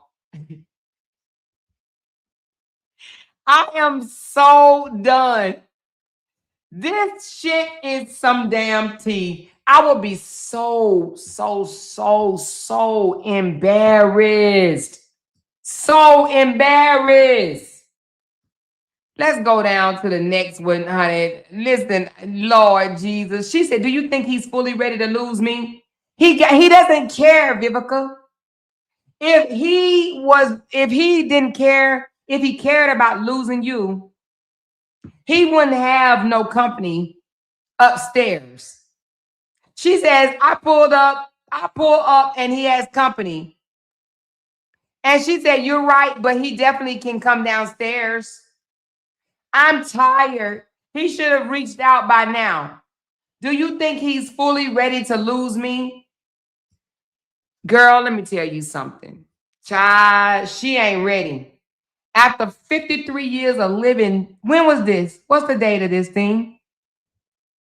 It don't have a date. So I don't know what year this was, but it doesn't even matter. Let's go to the next one. This is crazy as hell, Vivica, honey. Somebody gotta, this is in July this year?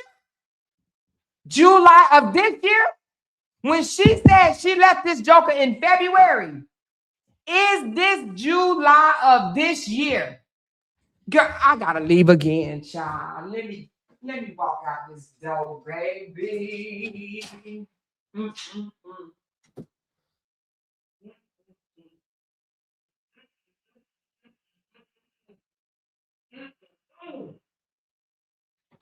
Ain't no damn way. Ain't no damn way. Girl, something ain't right. Something ain't right. Something ain't right. Vivica! Girl, honey. We need to have a class for Vivica, honey. We need to have a class for Vivica. You hear me? Vivica's self-esteem is just not there. She don't know how to, all that bullshit about my cutoff game is this and my cutoff game is that. Bullshit. Vivica, you are embarrassing. Bullshit. Stop the couch talk. Stop it. Just cut it out. Damn, Vivica. Somebody said, me too. I took a long nap. LOL, good night. She responds July the 29th. I guess they are dating. This person that don't give a damn about her or her true ass feelings, that don't give no damns about her or her true ass feelings, okay? She says, why you say that? I haven't talked to him yet. Trying to give her time to leave. Trying to give the girl time to leave. I'm in the pool. He usually call and ask what we doing, LOL. He just did an interview with her and they kissed at the end. He even has his hands on her ass. Damn, girl. Oh my God. So you, Vivica. So Vivica, it's no way if I saw a man that I was in a relationship with, had a relationship with, we bumping uglies or whatever you want to call it, and this joker got a woman upstairs, right? A woman, I ain't texting nobody. This girl said, why you say that? I haven't talked to him yet, trying to give her time to leave. Oh my God. He just did an interview with her and they kissed at the end. He even had his hands on. So she's been exposed. Vivica has been exposed. Vivica sat there and lied and said that they broke up in February. This lady came out and said God did some type of ritual on her and had her throwing up, spitting out all type of shit or whatever. All the demons was leaving her. Y'all remember them videos? Do y'all remember them videos when she was like, God purged me. He healed me. He sent me through some type of exorcism and my head spinned around and I just threw up and he was cleansing my spirit. And he told me that this person was demonic. I left his ass in February. All of it was lies. This girl was still sweating this man in July. Still sweating him. I guess they are dating. This girl is a little bit older than me. A little bit. We still 53, but she's older 53 than me. She turned 53 before me. Ain't no way I would come out here lying, and acting like I cut a nigga off that I'm still pressing over. She really did want to marry this man. Yeah, hashtag Robert Gone. Exactly. And do you think that we would have ever been to chat to say some shit like that? Robert Gone? Huh? Do you think that we would have ever been a chat? But this girl right here, I don't feel sorry for her at all. She's getting exactly what she deserves, right? She is pressed. Brianna wasn't even this pressed, and that was her motherfucking husband. Do you hear me? That was her.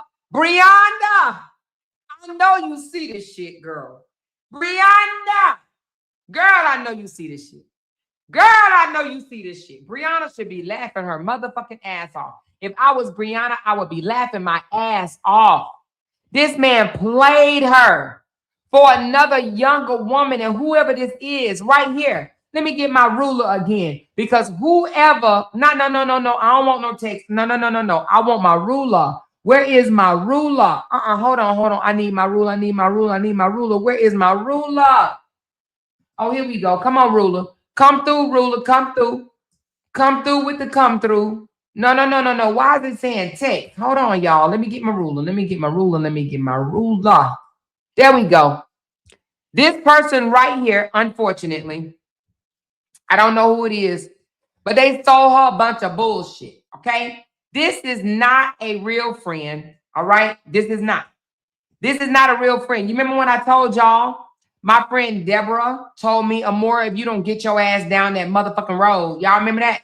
That was a real friend. Your real friends do not sprinkle sugar on top of shit when it comes to your feelings and your heart, okay? They don't do that. Real friends say, girl, he got a girl upstairs.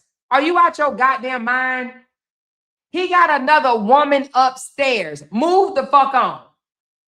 Go on. Get somebody else to do it. Get somebody else to scratch that cat box. He ain't it. Girl, chuck deuces, and move the fuck on. Ain't no real friend gonna be like, I haven't spoke to him yet. I'm waiting for the woman that he fucking upstairs to leave. Ain't no way. Whoever this is not her friend. It ain't Vivica's friend. Because they supposed to told Vivica, girl, if you don't snap out this shit, snap out of it right now. This man got a woman upstairs. And then for her to come back, what she say? Do you really think he's ready to lose me or fully ready to lose me? Why do you have to ask another woman that? Why in the hell at your age do you have to ask another woman? She should have been looking Robert in his eyes and asking him that. Are you prepared to lose me? I need to know. Are you ready to lose me? Because if not, I'm going to need you to straighten up and fly right. Because it seems like you're ready to lose all of me. She talking about, now, let me say this. That are you ready to lose me was supposed to be before the, no, you're right. I'm tired, come first. You do get tired first. You get tired. But he should have reached out by now. Now, I don't even know what day this text was. I don't get the date. But he should have reached out by now. You sitting up there waiting for a man to reach out to you. This is not a woman that broke up with a dude in February and her cutoff game is strong, like she said. Her cutoff game is strong. Obviously, her cutoff game was never there. She didn't cut shit off. Now, mind you, she was out there in April bouncing around with a dude that she said owned their own lake, his own lake. She said he owned a whole lake. That's what she was doing on social media while Robert had another woman upstairs. She upstairs. I cannot believe that this woman, where did it say he upstairs at? Oh, I pull up and he has company.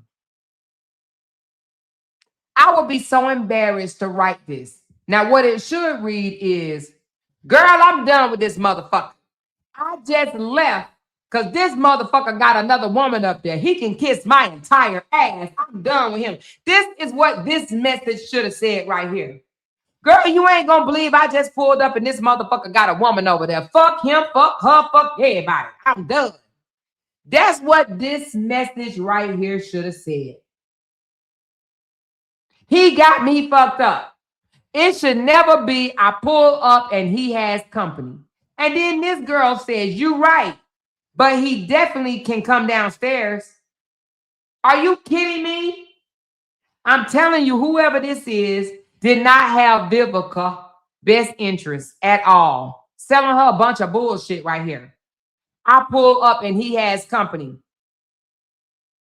And she says, I'm tired. He should have reached out by now. I'm tired.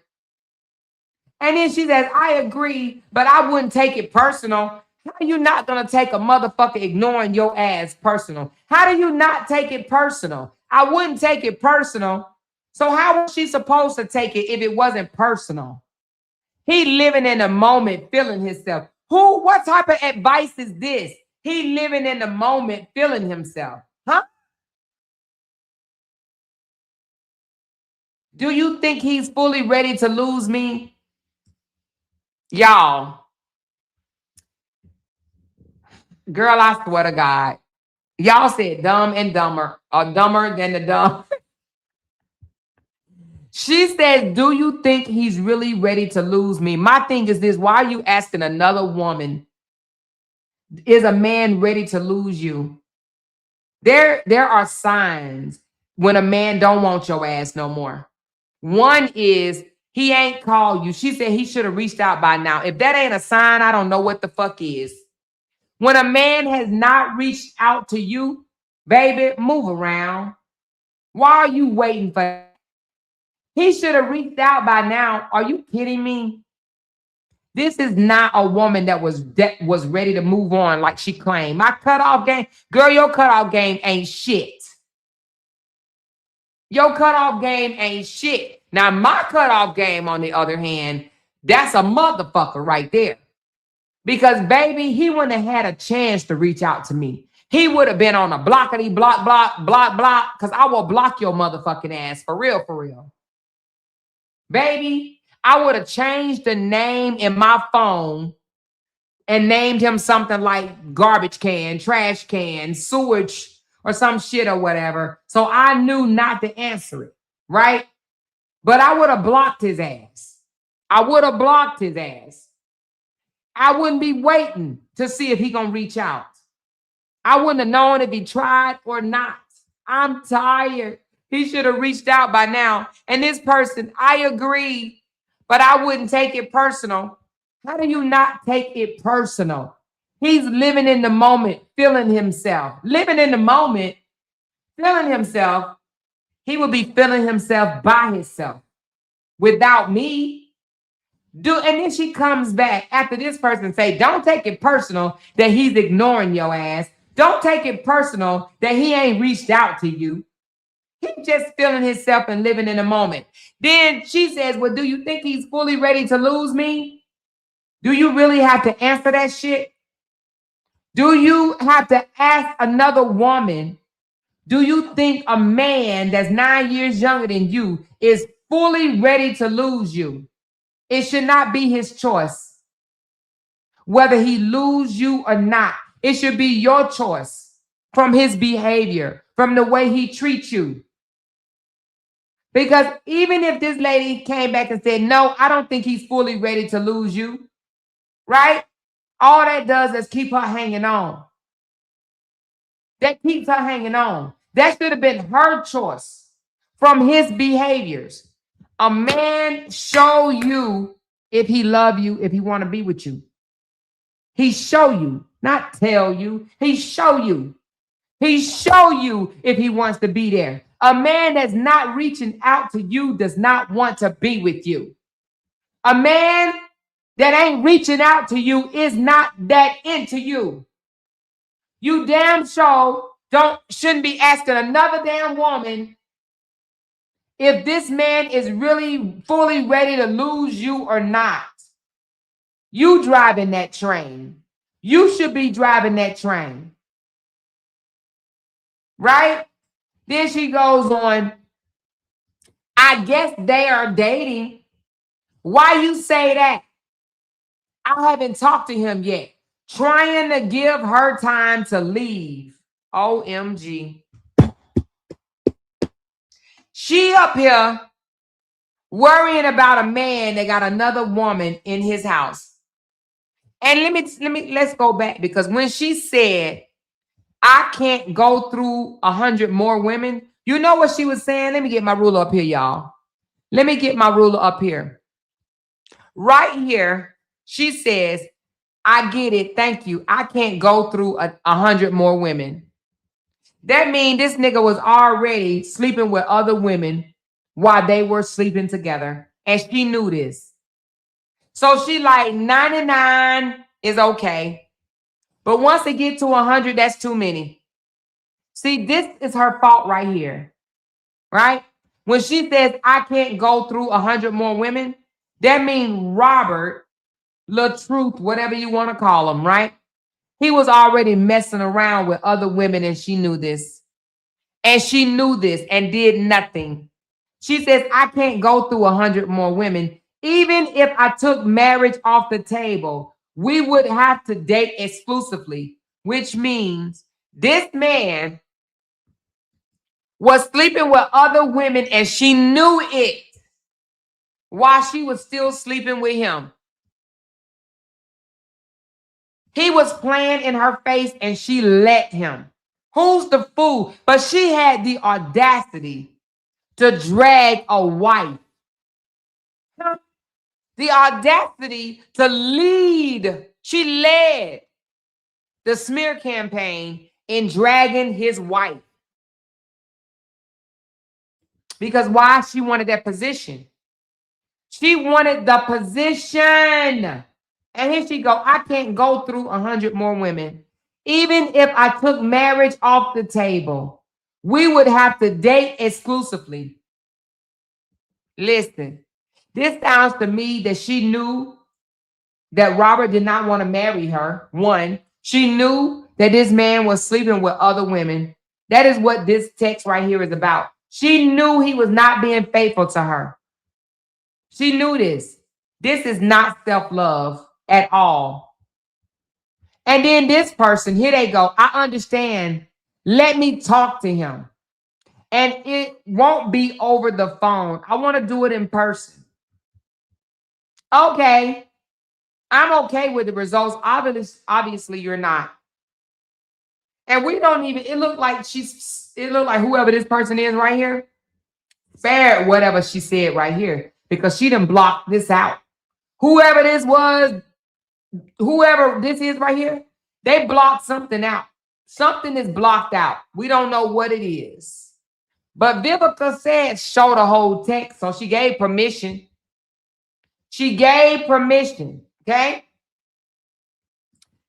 Vivica, girl, you are embarrassing. Do you think he's fully ready to lose me? Girl. This is no self-love. Ain't no woman in their 50s should be asking these type of questions to another woman about a man that you're sleeping with. A man that you were sexually involved with. Ain't no damn way. But this is the same woman that came out here and started a group and drugged the ex-wife for filth. She did. She did. Not by herself, but she participated. She led it. And look what is happening to her. Baby, karma will take a bite out your motherfucking ass, won't it? Karma will bite you. I guess they're dating.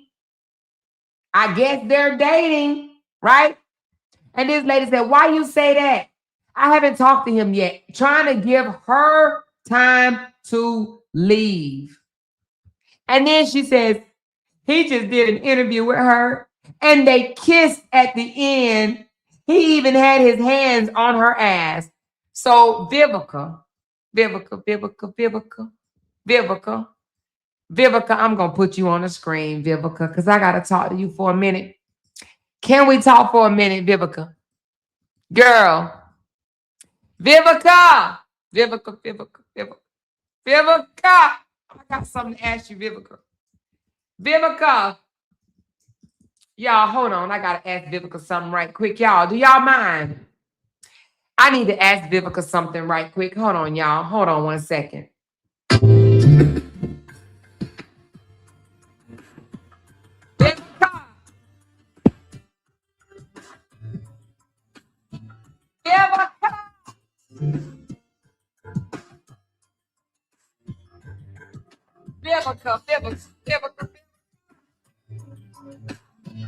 Vivica.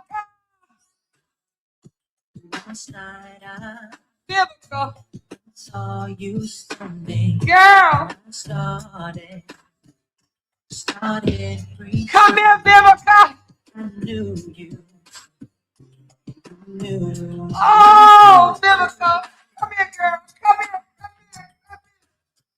Oh. And just like the moment you were too shy. Vivica.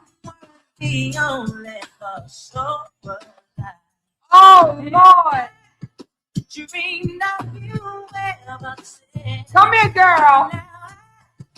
Build up oh, Lord.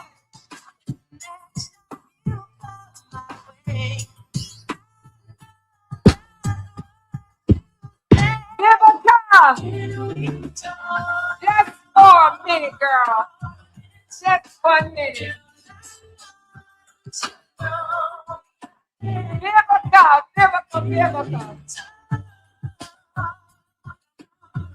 Just 1 minute, Vivica. Vivica, I just want to talk to you for a minute, Vivica. I just need to talk to you for a minute, Vivica. I need to talk, girl. I need to talk to you for 1 minute, Vivica. Vivica, this is for you. Vivica, it be the pretty women, honey. Y'all better cut off your hair, honey. Cut off your hair, stop dyeing it, let your gray grow. You hear me? Get the weave out your head, baby. Take off the makeup, honey. Because I'm going to need you to get some self-esteem about your ass. It be these pretty women. I don't know what's wrong with these pretty, non-confident ass women. I don't know what's wrong with them. Because she ain't even an ugly woman, but I'm going to tell you, it be the pretty ones. What's wrong with you pretty motherfuckers, honey? Y'all always got to say something about us plain Jane ass female. But we have to pick y'all motherfuckers face up off the ground and dry y'all eyes. And I just don't under motherfucking stand. Y'all talk about us. Y'all treat us like shit. You know what I mean? You tell us that we ain't got no eyebrows and shit like that or whatever. But you need us. You need us. We be the ones that pick y'all face up off the ground. We be the one to the rescue. It be us dark-skinned motherfuckers that don't wear no makeup, wear our own hair, own lashes, own eyebrows, and shit like that. You know what I mean, honey, baby? I'm going to need to talk to you. Need to talk to you for a moment. I need to talk to you for a moment, Vivica. Just 1 minute, Vivica.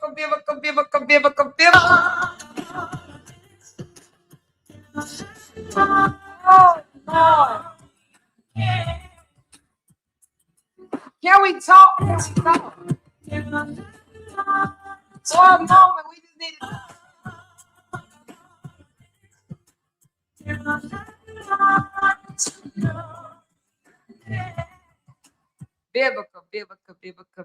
Vivica, honey, I'm going to talk to you. You created this.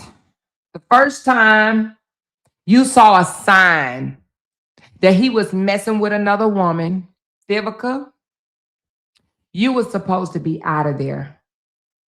First of all, let's rewind. You was never supposed to give a married man your cat box. You was never supposed to make an excuse for him. This man and his wife broke up online in October, and your legs was open to him in November. Vivica. He was in your house in November. You was wrong to spread eagle for a married man that probably would have got back with his wife had you moved your ass out the way. Yeah, Vivica. Yeah, Vivica.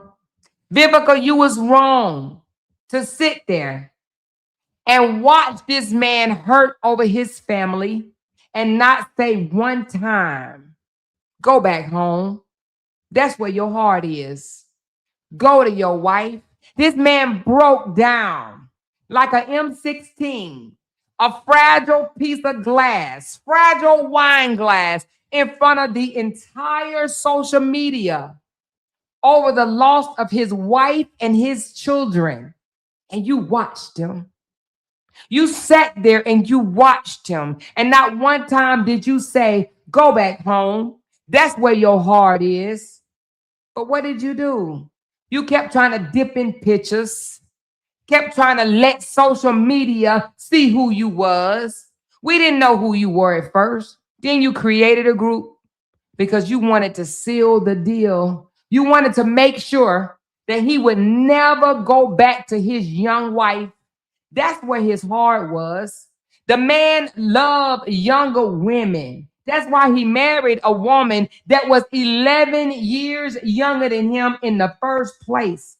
Don't know motherfucking man that's used to young purring coochie goes and wife up a woman with an old beat down, well established and well touched coochie. Okay? You was not supposed to think that you was the one. That man was going through a divorce. He was going through a divorce. You were supposed to stay out of the way. You were supposed to tell him when this shit is all done and over to give you a call, but you didn't, Vivica. You didn't do that. You sat there like you said out your own mouth. This man had PTSD, and you kept giving him your coochie. Yeah. Okay? This man was hurt. You was just supposed to be comfort coochie if that's what you wanted to do. But you took it further, baby. You was healing coochie, comfort coochie. That's it. That's all. You were never supposed to replace Brianna. That wasn't it. You didn't get the memo.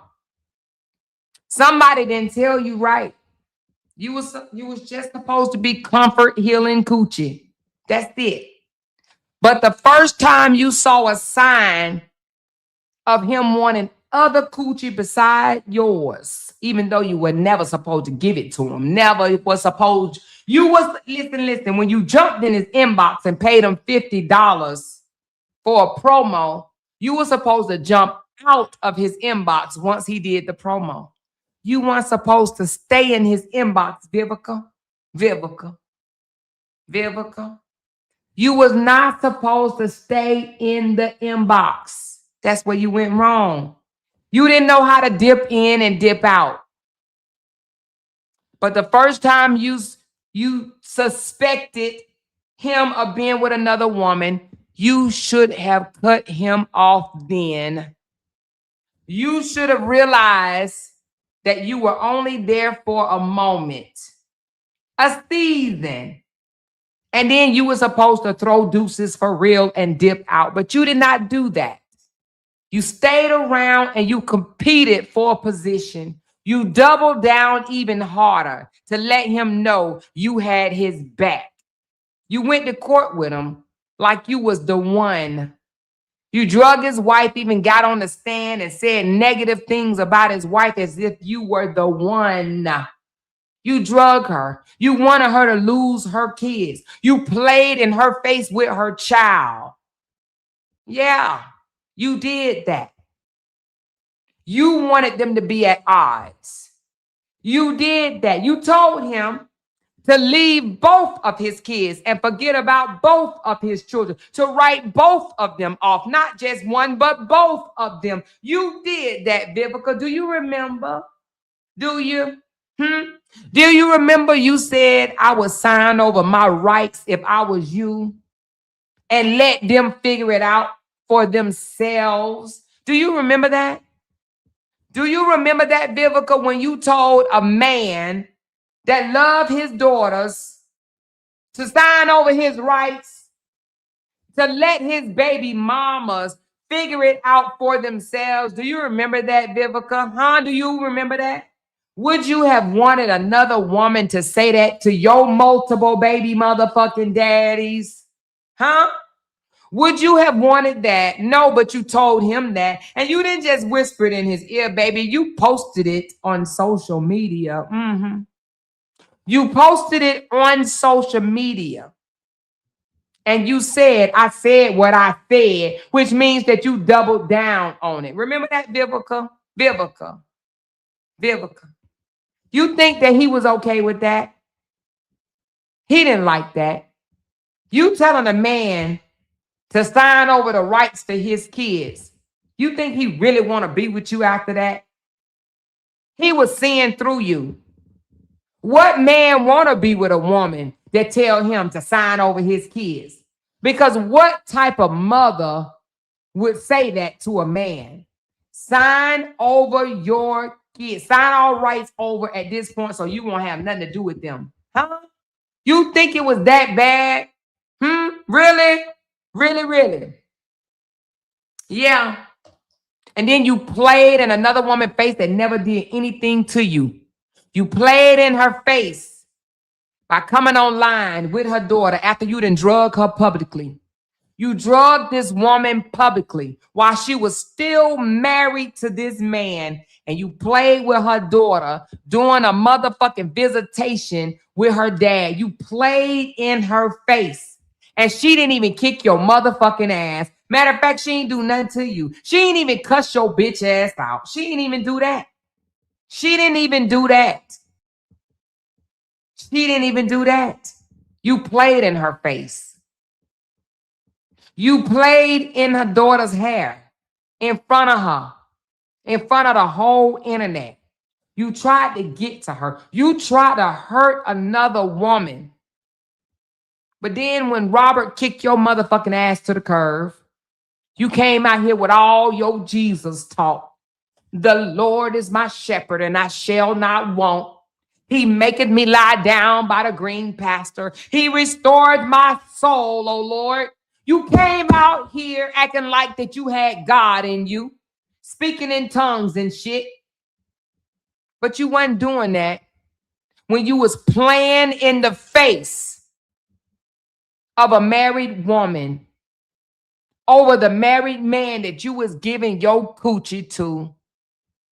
You came out here and you act like you got rid of him in February just for us to find out you still wanted that man. We knew it anyway because you said in April, I would marry him. I would marry him. If he asked me to marry him, I would marry him. And you still want people to believe to this day that this man is stalking you, harassing you, doing all these things, intimidating you, causing you fear. Now, because he's with another woman, you want to take him to court. And the receipt's been dropped on you. In July of last year, you was stalking him and another young woman. But yet, you referenced April 2025 in the court documents saying that this man caused what is she dating violence toward you? Dating violence toward you in April of 2025. But in July of 2025, you stalking this man that's with another younger woman. Shame on you, Vivica. Shame on you. Now, I hope you learned something from this lesson, but I don't think you have. I don't think you have. It ain't your pretty face that the men fall in love with. It's not your pretty face that make them stay with you. It's not the pretty face that make a man be faithful to you. It's not the pretty face. That ain't it. That's not it. Obviously, along the way, people told you you had a pretty face and you thought that that was just good enough. Men love confident women. If you would have nipped it in the bud in the beginning and put your foot down and showed that motherfucker that you ain't gonna sit there and allow him to play in your face, you would probably be his wife right now. But you didn't. You had low self-esteem and he picked it up. And that's why he didn't want to be with you. Men do not like women with low self-esteem. When the first time he played in your face and you let it slide, he knew he had a fool. He knew it. He knew he had a fool. And that's why he played you.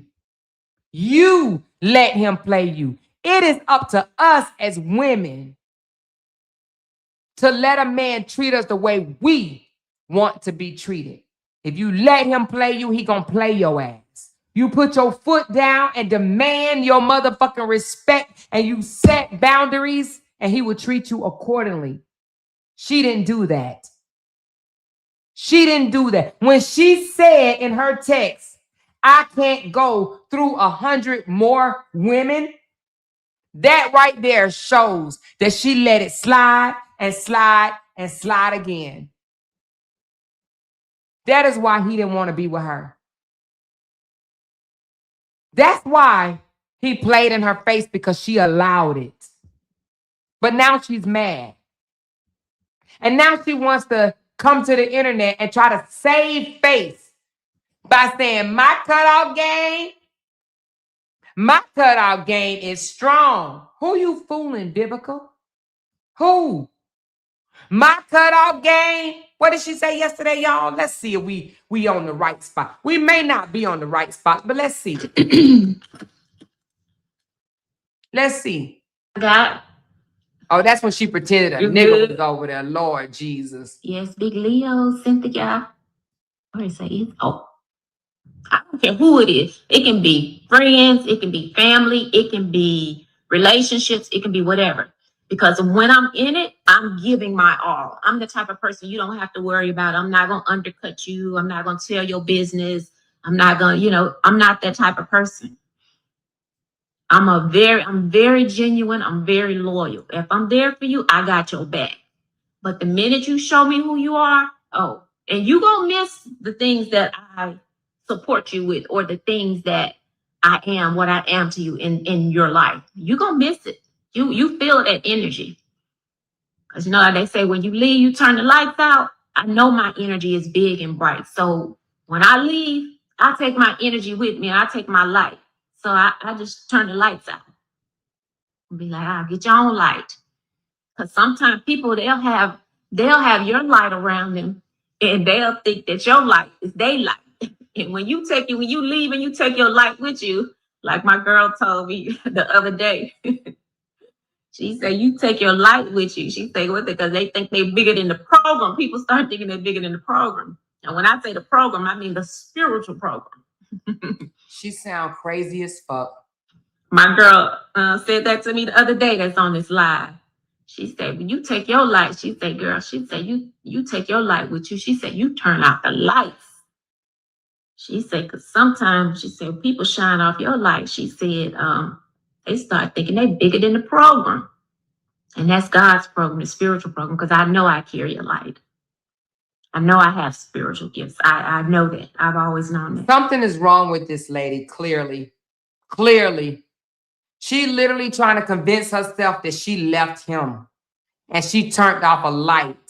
She clearly something ain't clicking. Something ain't right. She clearly thinks that she left him. See, not like that. No, I don't have no reason to be. I've never seen. I want to hear her say her cutoff game strong. I had gone out to dinner that God gave me. Hold on. Grandkids can't trust me. We kicked it off and been friends ever since. Relationship, meaning a committed relationship. I've never experienced. This is one of the nice. Hold on. You're so loving and like I always say, run their mouth or try to use it. That way you ain't got no witnesses. And Leos, when we give our all. Business, I'm not gonna use around them. And they'll think that your light is their light. Now that's the thing. Now somebody's got a mental disorder. I want to hear her say my cutoff game strong. I'm all about self now. Those same people will turn around and act like you never did nothing for them.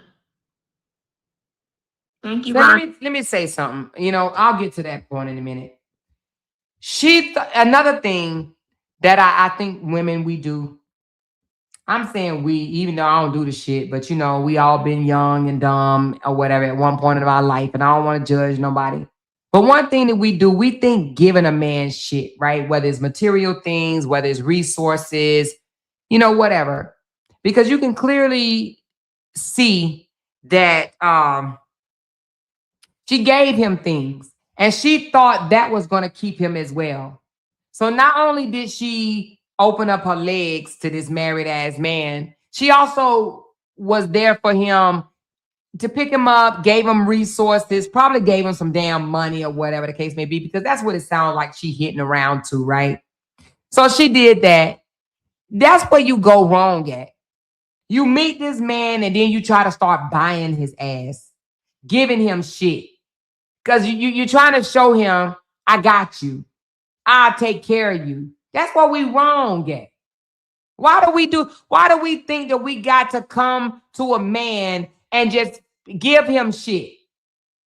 Here you go. I got you. You ain't got to worry about it. Why do we do that? Why? I'm not saying be a selfish ass person, but what I am saying is, if you start off trying to buy a man, right? What do you think?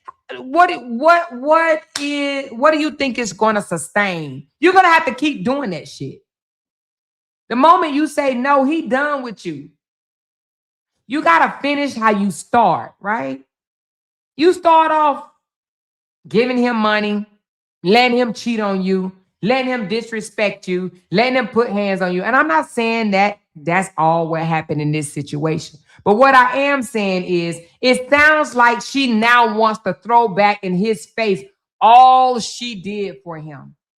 Baby, when you cut someone off or you end the relationship or you out of the relationship, whether they ended it with you or you ended it with them, you don't throw back in their face what you did for them. You cut your losses. Because what you did, that's past tense. You can't get it back. You can't get what you did for a person back. So why bring it up? It sounds like she wants to continue to say, I gave my all, including my resources. He doesn't care. So why keep coming out here and saying this shit? Why even keep dwelling on it? He don't care what you did for him. It meant nothing. It meant nothing to him. You would have thought that she would have had one good cry and she would have moved the hell on. It's been almost a year and she's still talking about the same ass shit over a man that we just found out today that she was stalking on the internet, on social media, watching him with another woman. Ain't no way I'm gonna put myself through that agony. I'm not gonna do it. I don't give a fuck about you and her. I'm not going to do it. And she took it a step further. She screenshotted him with another woman and sent it to somebody that ain't even really your friend. Girl, shame on you. Shame on you. But yesterday, you said your cutoff game was strong. That's what you said. I'm a Leo, and us Leos, our cutoff game is strong. We cut a nigga off and keep it moving and don't even look back. We strong. We so strong, us Leos. We cut a nigga off and keep going. Let's see if, hold on. Let's see if this is it. What she talking about, cutoff game. Yeah, you might, go through the emotions of whatever. It can be family, it can be relationships, it can be job-wise. You got to really let it go. When I say let it go, you got to let it go. And I'm not just saying, some people say, well, you just give it to God, give it to God. Yeah, people say that, but when I say give it to him, I mean, you got to really say, Lord, just take this. Just take it. And I always say, Lord God, them your children. Lord, that's your child. I can't do it.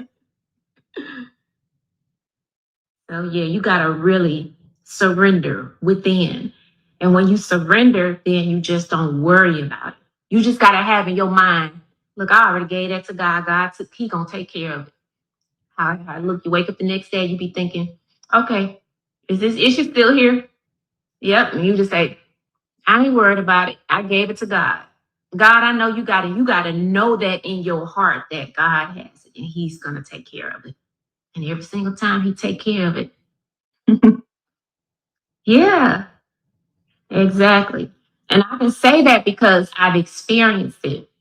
That's almost like going through a spiritual awakening with my deliverance.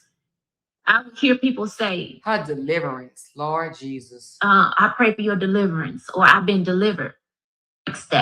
Breaks those chains. I don't even know if that video. I want to hear the. I don't want to know no new people. I don't need no, if I'm not familiar. I want to hear the cutoff game is strong. My watches, whatever. My cutoff game is strong. It's strong. It's real strong. Sights and the ability to see things. Yes. So I feel all of that. See, going from side.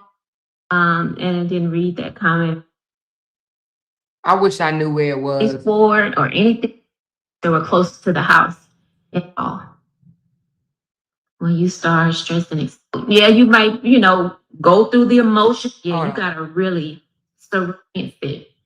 That's almost like because I know it's been on you heavy, so I'm gonna to think, okay, other people are too.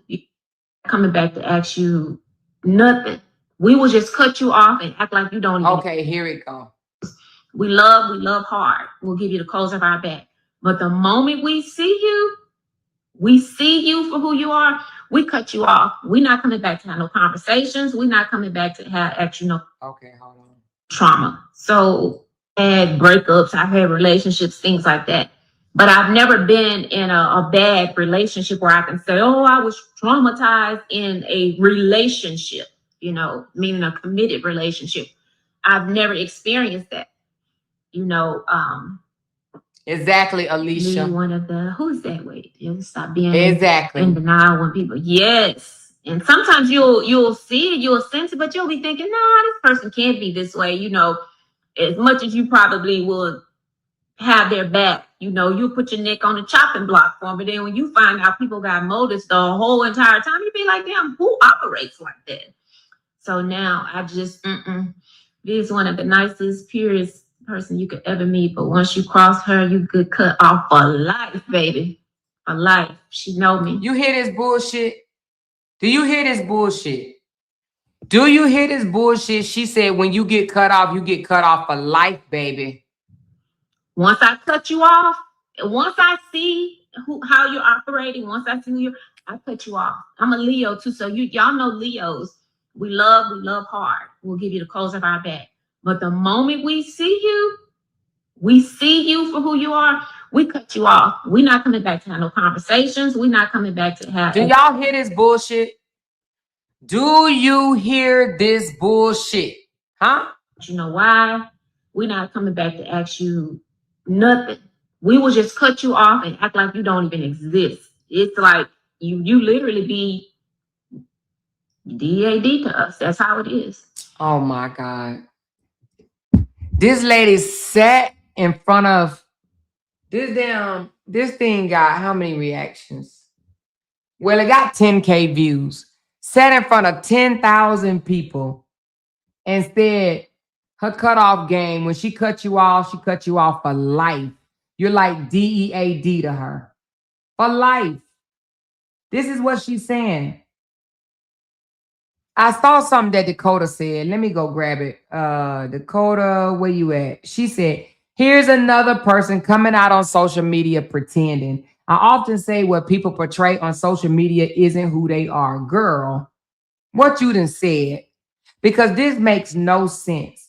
She literally, she ain't have us fooled. We knew she was talking to Robert a long time ago, right? We knew she was subbing him. We knew she was all this. Narcissist this, narcissist that. We tried to tell these people, but they didn't want to believe us. They called us all type of names and told us we was just trying to start shit. But we said, this lady is talking to this man. We knew it. We watched how she moved. We watched the things that she said. We knew it, right? But nevertheless, she hurt. But she wanted to come out the way Brianna did, but she didn't know how, right? Because she like, damn, if I come out, and if I act a fucking fool or whatever, they're going to drag me. So I'm going to try to do it in an educational way. I'm going to talk about his ass, but I'm going to act like I'm teaching other women why I heal. She thought that she could do that and get away with it. But when he was ignoring her, paying her no mind, still sleeping with any other woman he can get in his damn bed or whatever, she grew angry, got upset. You understand what I'm saying? Good night, Candy. Talk to you later, babe. Grew upset, right? She said, nah, some of us knew she was subbing him. I know I did. Lolita, y'all didn't say nothing, though. Y'all was holding her near and dear. Y'all was holding her near and dear. Told me, mind your business. You don't know what that lady got going on. She ain't talking about him. She's just doing content. I said, no, she ain't doing no content. She is subbing Robert. She's subbing Robert. Anyway, y'all, all I can say is this lady really need to heal. This lady really need to heal. Now, I'm going to tell you something. I don't believe that. I got to be careful how I say this because I don't like picking with people or telling them that they are a believer or not a believer if they are, right? Because only them and God know if they are a believer. But this lady said that she had a deliverance last year, that God revealed some things to her and, had her spitting up shit or whatever. And even she said God told her some of the things that she was doing out here in the streets wasn't right, right? When somebody say that they had a deliverance, you would think that means God took away something from them, right? And helped them heal and helped them become a better person, delivered them from something, right? You would think that because she said out her own mouth, she experienced a deliverance. You would think because she said this a year ago that this lady would have moved on by now. The fact that she has not moved on, she's still talking about the same ass shit. She's still throwing shade and trying to remind him of how much she's done for him and how ungrateful he was and how he had motives from the beginning and all of that talk, right? There was, in my opinion, there was no deliverance. Because what did he deliver her from? If she's in the same spot that she's in right now that she was a year ago, what did she get delivered from? Huh? There was no deliverance. It briefed well. It sounded good, okay? She wanted, I'm assuming, Robert and other people to think that she got it together. She knew that people knew she was out here breaking. And that was her way of saying, y'all, I got it together. I got it together. I'm good now. I'm good now. I'm good. She tried to convince herself that she was good. But all these months later, almost a year later, she's still singing the same tune with the same pain, the same look, the same voice. Delivered from what? What did she get delivered from? I believe it, like I said yesterday, if this man asked her today, let's go get married, fuck all this bullshit, let's just run to the courthouse and do it, she would run barefooted, okay? She would run with no shoes on down to the courthouse and marry this man. Ain't no way. Not only had this man been kissing on and playing around with Amira, he has kissed on and been in other women's faces, grabbing booties and stuff like that to other women as well. Right? He done flew all the way out to Texas with the violinist. And if she would have gave him the time of the day, then he would have been with that violinist. Robert was still searching, and anybody that was watching him that did not know that, they were blind. Robert was still searching. Robert was searching for someone, I'm not even going to say that resembled his wife, but at the same time, kind of, youthful, pretty, bright, nice hair. Robert has a type. And Vivica was not his type. Let's just be honest. Not that she's an ugly woman, because she's not. But Vivica, you're 20 years older than his ex-wife. Let me say that again. You're 20 years older than his ex-wife. He got used to a certain mentality. Robert want a woman that's underexperienced, if that's a good way of looking at it. Underexperienced. Someone that can grow with him. Not already been there, done that, got the t-shirt and the hat. He's intimidated by women like that. But he couldn't even really be intimidated by you because he saw that you really didn't have it, but you was pressuring him into something that he didn't want with you. He didn't want it with you. He was supposed to be wise enough to know that. But she wasn't.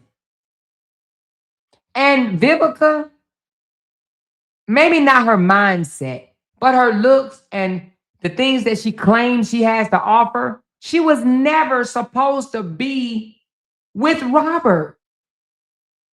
She was not. She was never supposed to be with Robert, a broken, immature man that said out his own mouth that he want to act. Well, I don't know if he said he want to act his age, but the Joker said something about being 18 years old all over again. And that's exactly how he acts. 18. She was never supposed to be with Robert. Ever. And that right there tells me that the stuff that she claimed that she has, right? Or the stuff, she says, I got my own degree and, I have my own house and I have this and all. Her experience don't scream the way she says she has experience. It doesn't scream that it's true to me. Because there's no way she was supposed to let a man from Forest City, North Carolina, break you like this in front of the whole world. There's no way you should be letting a man from Forest City that got a baby mama named Sierra. Not even named Sierra, but the Sierra that we know. Sierra had a baby by him. You would let Sierra baby daddy break you.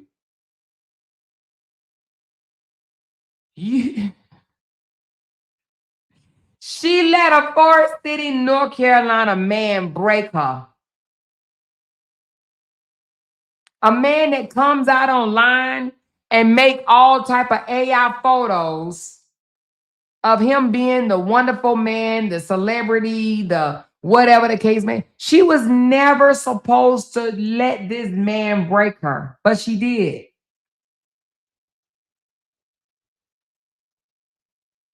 She wasn't. I can't blame Robert. I can't. Y'all know I put a lot of blame on Robert when it came to Brianna. One, because he was older.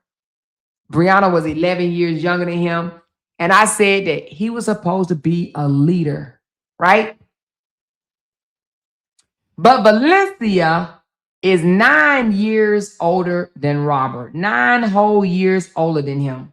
Not just 9 years. She has way more experience than him. She has a degree. She been married and divorced 3 times. She has damn near grown ass children. She has a house. I think I said that she, pays for. I don't know if it's paid in full or not. I can't remember if she said that or not. She has experience. She's been out of the country, not just to the Caribbean. I'm talking about really out of the country. She has way more experience than him. Way more experience. She's well spoken, right? She went to a good school. She belongs to a sorority. She was never supposed to be with a Dusty, but she was and fell in love with him, and he played her ass. She got played by a guy from Forest City, North Carolina. That ain't nobody's fault but her own. I can't blame Robert. I blame her. Even if the dude got it going on down below, which I don't know, and I don't even want to think about it, right? But even if he do, he was only supposed to be somebody that break her back in every now and again. She let this man break her. She did that. She did. So I can't feel sorry for her. And then she comes out with this, I've been saying I want to talk about narcissists for years. Bullshit. All because she wants to sub this man, embarrass this man, talk about him. She really using social media as her couch, her psychology couch, her counselor couch. She needs to go and start healing off of social media.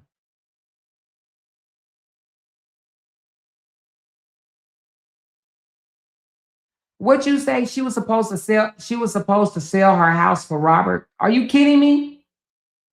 She was supposed to sell her house for Robert. Girl, something wrong with her. She needs counseling. I do believe that she would benefit off of sitting on someone's couch instead of coming on social media, because she's been doing this now for almost a year and it has not worked for her. It absolutely has not worked for her. She came out here trying to flaunt another man in his face and it did not work. He ain't care nothing about that damn man that she had sitting across the damn table from her. He didn't care shit about it. He said, let her be. Let her enjoy her date, is what Robert said. Let her enjoy her date. Right? That right there, when she did that, that was before she sent a text message talking about, is he fully prepared to lose me? That was before, the date was before that, y'all.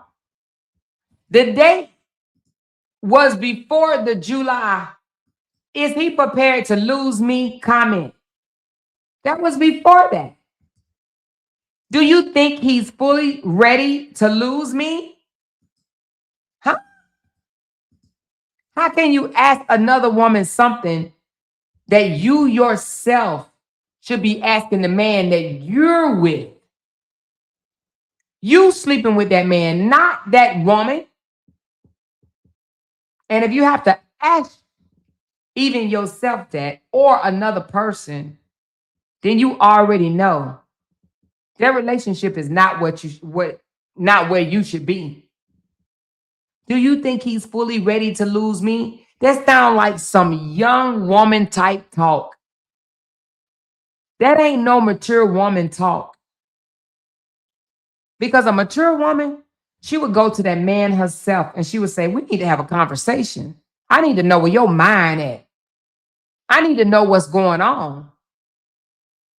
Because I don't think that you really ready to take this relationship to the next level, to the next step. What is going on? Let me know. Am I wasting my motherfucking time?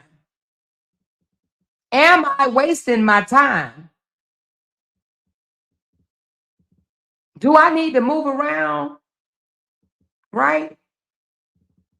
Because that's what it's given. Let me know so I can pack my bags and keep it stepping. So I don't have to waste my time with you. But to go to another woman to ask her questions like this is absolutely insane for a 50-something-year-old woman to have to do. Hey, Exclusive. Exclusive said, well, she gave up the coochie and you thought that he wasn't going to take it.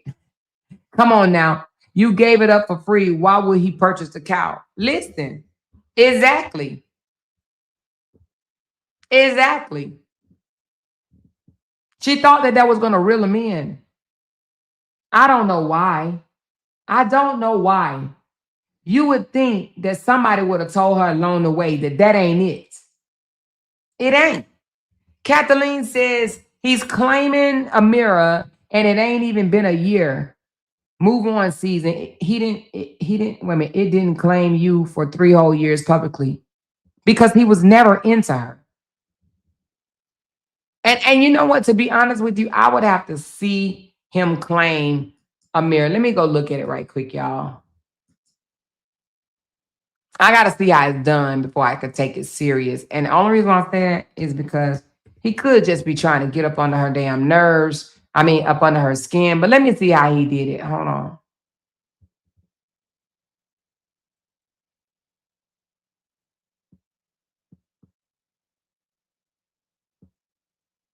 Wait a minute. What Robert got? What?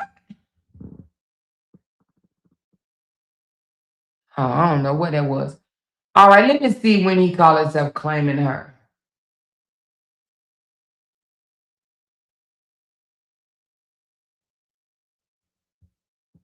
When did he claim her, y'all? Was it today? And was it the Robert page? Hold on.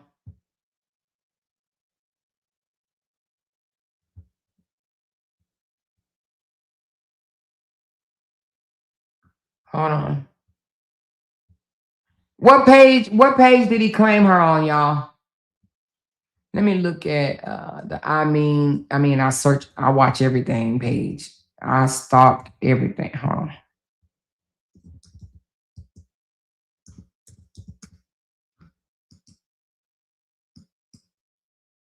Hold on.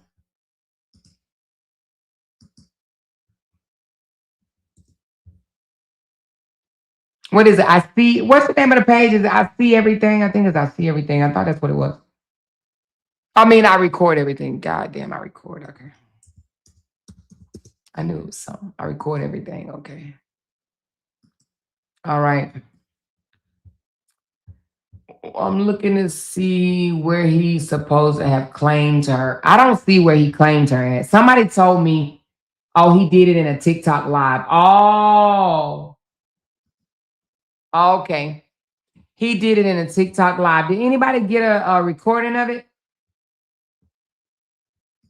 He is exactly who Bree said he is. She got to experience it firsthand. He used her for her experience. Her connections.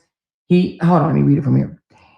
He is exactly who Bree said he is. She got to experience it firsthand. He used her for her connection. He used her to go against Bree, but who gets the last laugh? Not her, and he will not either. Ooh.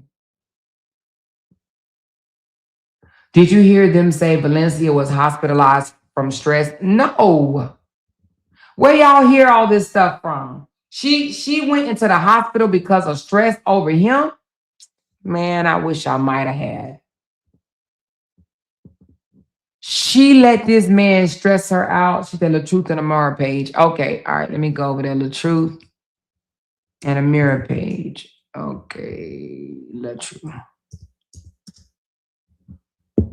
Hold on. And a mirror. Let me see. I don't see it over there either. I don't see it over there. She said yes, the more she had to go to the hospital. Oh my goodness. Now, did that come out on oh, you said it came out with Thug and Mika? Oh, they told, oh, so they had a panel or something together. She said they went in on her today over on Don's. I was on branch 3. You was on. She said I was in branch 3. You was on branch 3, girl. You was holding on to dear life on branch 3, girl. That's some funny shit. So they went live on her today, talking about all the stuff, and she went to the hospital being stressed over him. Oh my goodness. Are you kidding me? Damn. You know what, y'all? This lady had put in her mind that Robert was going to be it. I'm telling you, she thought that he was going to be it, you know? And he disappointed her. I don't see how she did not see the signs, baby, because, baby, if you paying attention to your man, honey, child, you see the signs. You see them, baby. They be slapping you in the face. You see the signs. There's no way you can miss them. I promise you. You just got to pay attention, though. It's certain things that would tell you, listen, a man is not that complex. We the complex motherfuckers. Women, we complex. Sometimes we don't know if we coming and going, but a man is so simple. They so simple. They don't do nothing complex. They don't even think complex. Let's be honest.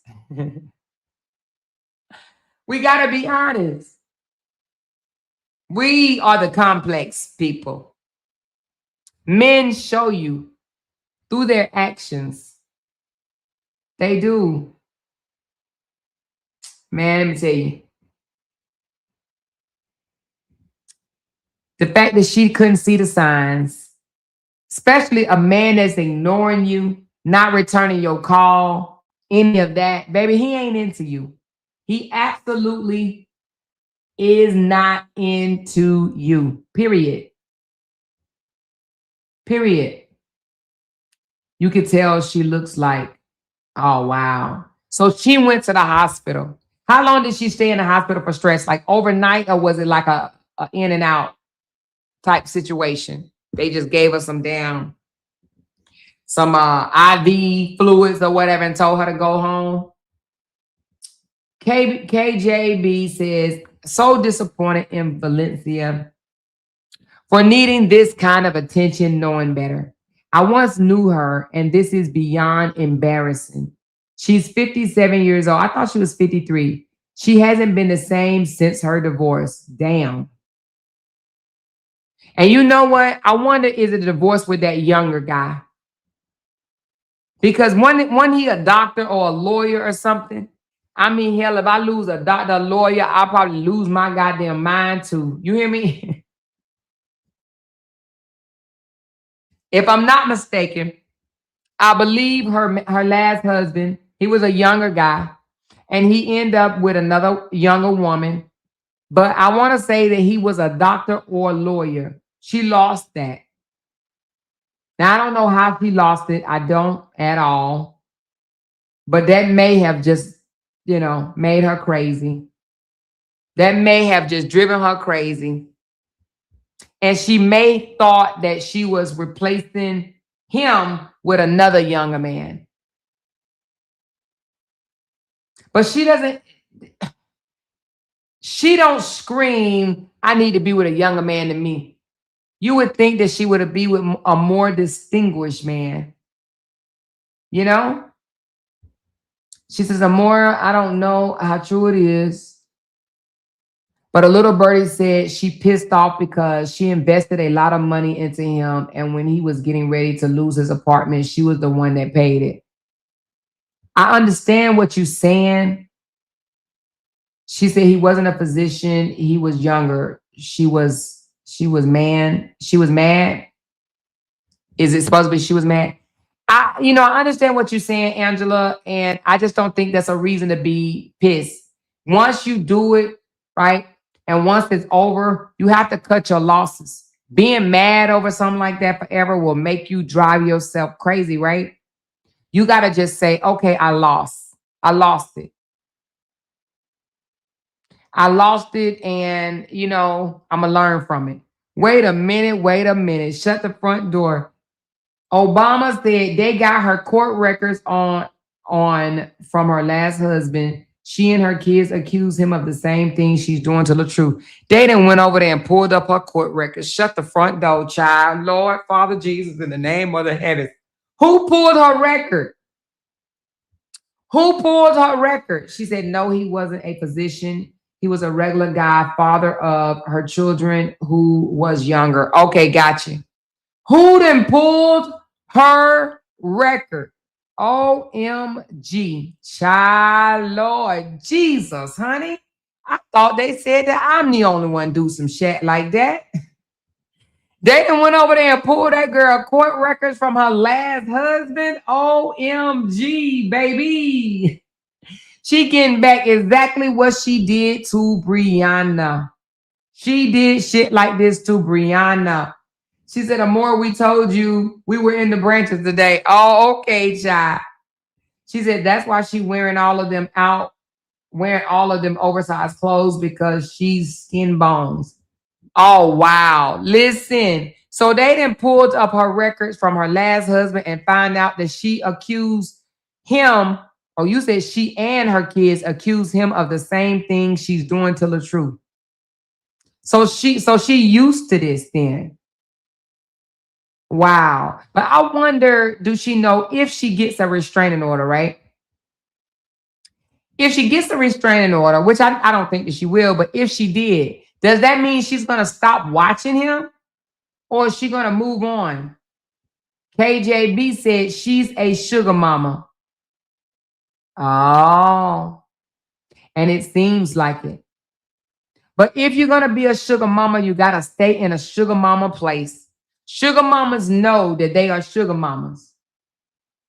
Sugar mamas know that that's as good as it get. They get some good Peter Jeter, pay their debt, pay their bills, keep that man supplied with money and free coochie, baby.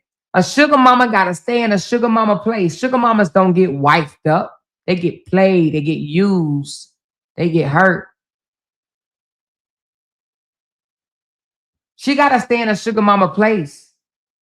She said, I'm totally confused. He's not that attractive. I'm totally confused. He's not that attractive at all. And it's been seen he has a shrimp. Ladies must be desperate for real. And he has dumping syndrome. So yucky. They're disgusting eaters. And if she ate him, oh my God, Jesus. I don't even want to think of it. And she said her ego won't allow her. Man, let me tell you, if she has an ego that allows her to get hurt and played, that would end her up in the hospital, and now almost a year later accusing this man of things that, you know, I can't say if he did it or not, right? Because I wasn't there. But she's accusing him of things that so far there is no proof. So far. I don't want to shut the door to anything because she might whip out a whole, she might shock all of us, right? Miss Fee said, eat what? I don't know. He said he missed his eaters. He missed his eaters. What an embarrassment. But this was that's why you cannot judge a book by its cover. A lot of people was out here hollering, classy woman, classy woman, classy woman, without even knowing what type of spirit this woman had, right? How this woman operate through hardship, trials, and tribulations. Baby, you got to get to know a person fully. Make them mad, I guess, and see how they act. See how they act. You got to test it out. So just seeing someone that got nice hair or they got fair skin and they speak with great dialect and don't be tripling over their words like I do and shit, you can't just call them classy. Because they ain't classy. Not all of them are not classy. She says an eater refers to a woman who loves to give head. Oh, who he loves head from. Okay. Thank you for schooling me, baby, because, honey, we thought he was talking about eating something else, child. We thought he was talking about tossing some salad, baby. You hear me? Eater, okay. Well, we just learned something, y'all.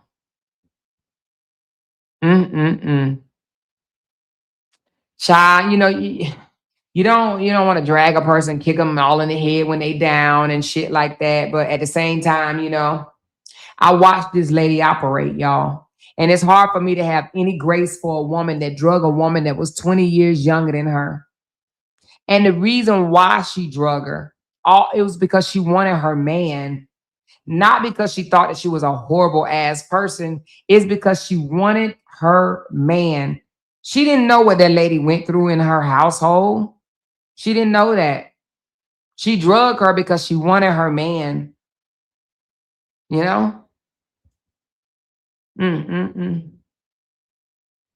She's not the only person he talked out of their money. Okay? Anyone for him that says is a classy woman, or any woman that get with him is classy.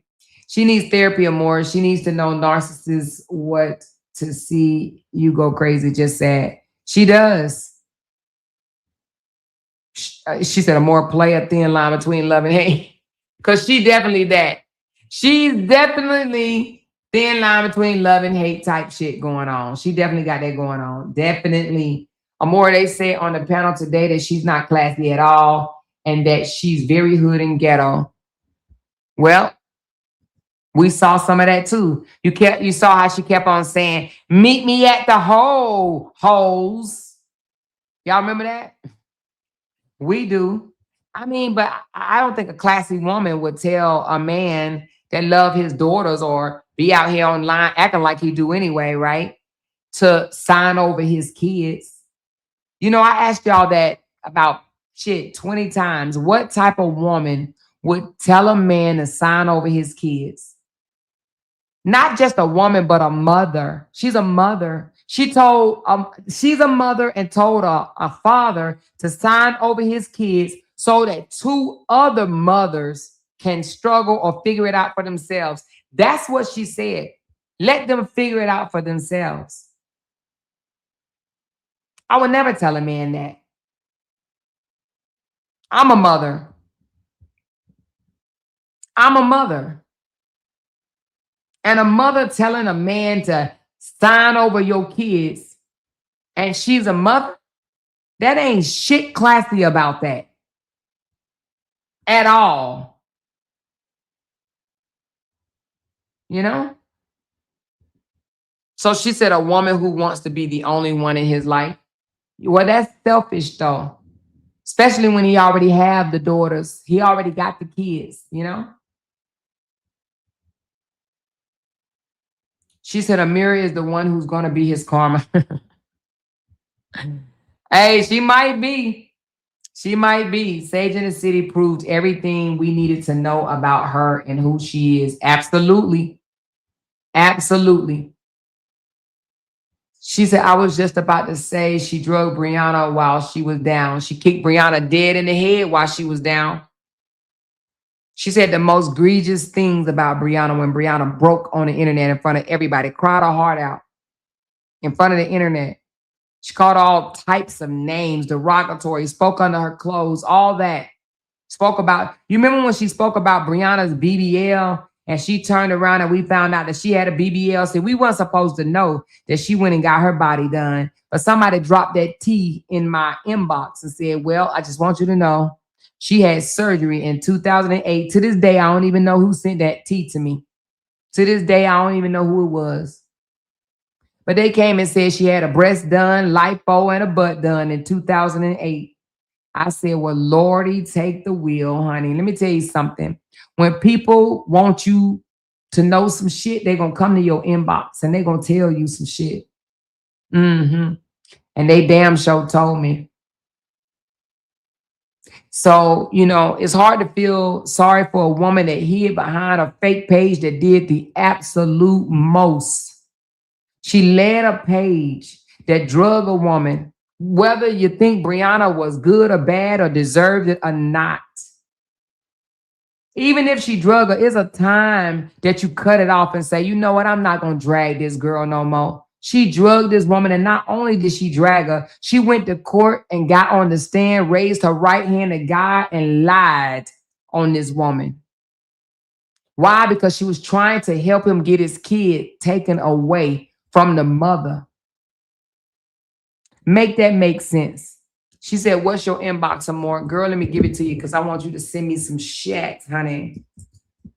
Now you can this is my email right here I'm about to drop you.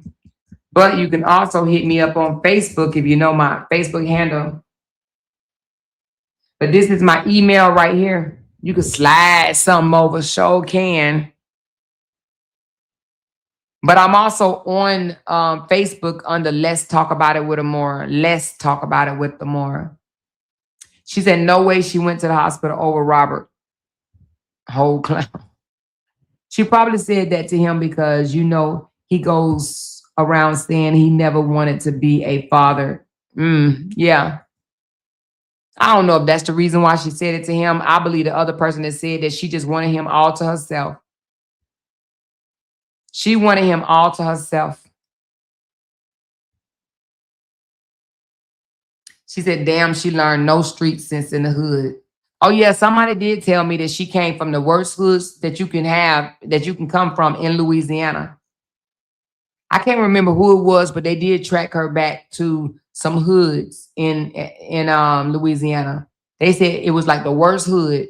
I can't remember what part of Louisiana it was from, but wherever it was, they said it's like one of the lowest grading hoods, like projects that you can come from, is what I was told. You know?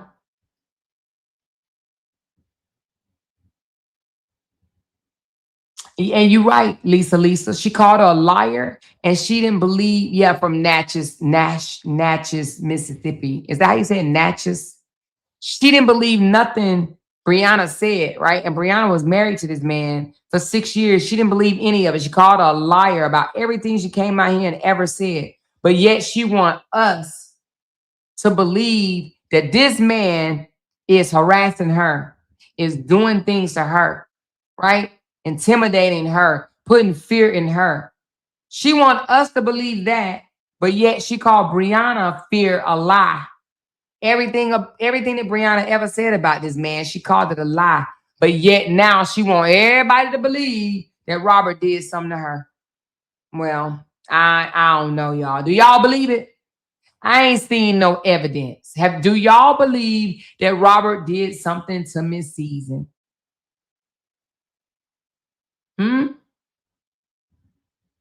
She didn't want him to have any interaction with his baby mamas. She just wanted him all to herself. Yep, I believe that. I'm a person who gets over people very quickly, but if I was no one would ever know, they have me bothered. I understand what you're saying. Now I'm gonna tell you something. For me, if you have already cheated on me, I've already watched you with different women, and you kind of put me on hold, and you ain't reaching out to me and this, that, and the other. Man, I can't see myself being bothered over you.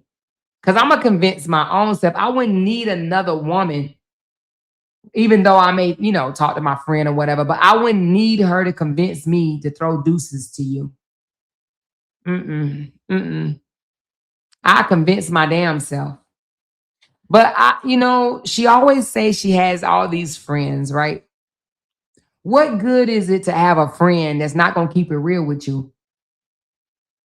That's not going to be all the way 100 with you. Sometimes your friends can see things that you don't. Now, I'm not just saying any old female. I'm saying those that you value as friends. And I know that ain't going to be a whole lot of people, right? I ain't talking about somebody you just met off the internet. I'm talking about people that are your real friends. They ain't going to let you crash out. They ain't going to let you embarrass yourself. They ain't going to let you torment yourself, right? They going to keep it a buck with you. But what good is it to have a friend that she can't say, Vivica, that man is not into you. Move around. Don't sit there and twirl your thumbs and waiting for him to stop playing in your face. You went up to his house and he had another woman in there. You're not supposed to wait downstairs and see if he's going to come out and talk to you. No. You were supposed to move around, but she was supposed to have been moved around. There's no way that I would have been able to say he got another woman in there. And somebody reply back to me and tell me I'm waiting for her to leave type shit. Are you kidding me? Are you kidding me? Not at no 53. Not at 53. Now, my thing is this. At our age, us 50 and older women, I'm going to say 45 and older women, because, if you're 45, you got a little knowledge too. Hell, some of us in our 40s have knowledge, right? But not, only a selected few of us, right? But 45 and older, we supposed to be turning around and teaching the young women better, right? We supposed to be teaching them things, preventing them from making the same mistakes that we made. I got a question. What can Valencia teach any young woman except for putting a filter on your face and pretending that some goddamn facial products is making you look like that? What can she teach a younger woman? And I'm gonna go a little further. What can she teach them about a relationship? Prevent them from getting hurt. Prevent them from wasting their time. Investing their time in a man. What can Valencia teach a younger woman?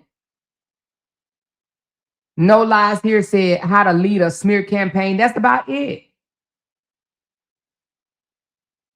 That's about it.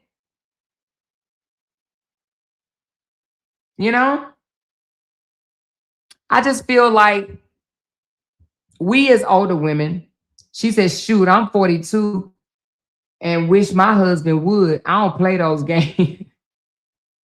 We as older women, we know the signs. We do. We absolutely do. And I do feel like it's our job to teach our younger women if we have a voice.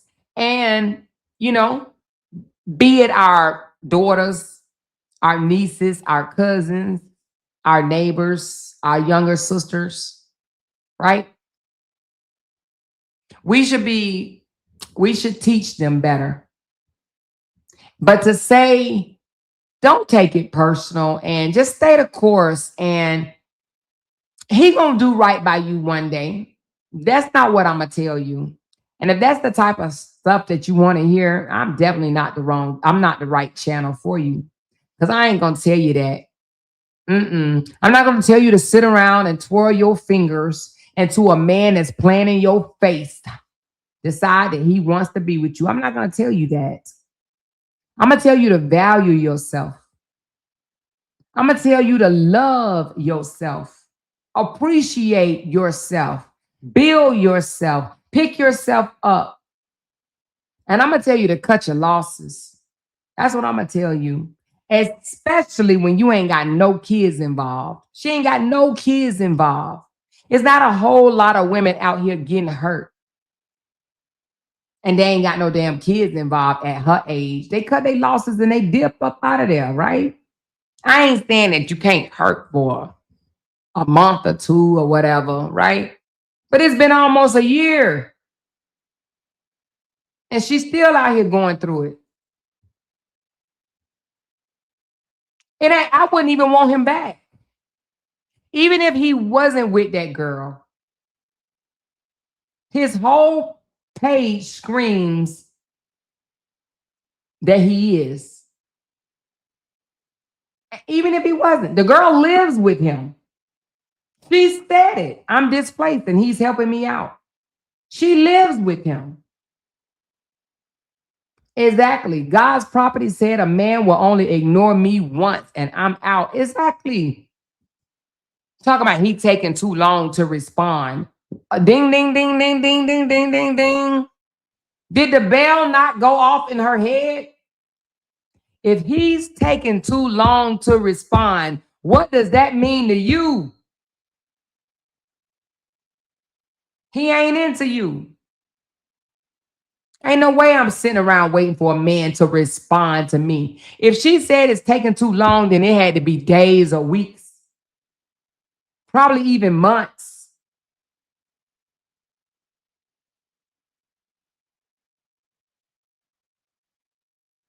Now, I'm going to tell you this. I think that she could have really got him back, right? Not got him back as far as like got him back in a relationship. But what I mean by she could have got him back, she could have made him feel it a little bit, whether he was into her or not. If she would have found her a distinguished gentleman and came out here and did content with his fine ass, honey, he may not have acted like it right away, right? But he would have been bothered. We all sat there and watched him be bothered over Jonelle. She don't know how to play the role. She don't know how to do it. Baby, I would have made that motherfucker so jealous. But you can't make a guy jealous like just doing the shit she did. She was supposed to do it subtly. Baby, subtly. Man, that man would have been picking me up. I would have been sliding down, the front of him. You know what I'm saying? I would have did some shit that Brianna did. I would have pinned a cross and a nail and a hammer all up in my goddamn story. I would have been coming outside, acting like I'm emptying the trash, holding my back, saying, damn, my back hurts. Shit, I gotta cut it out. I gotta cut it out.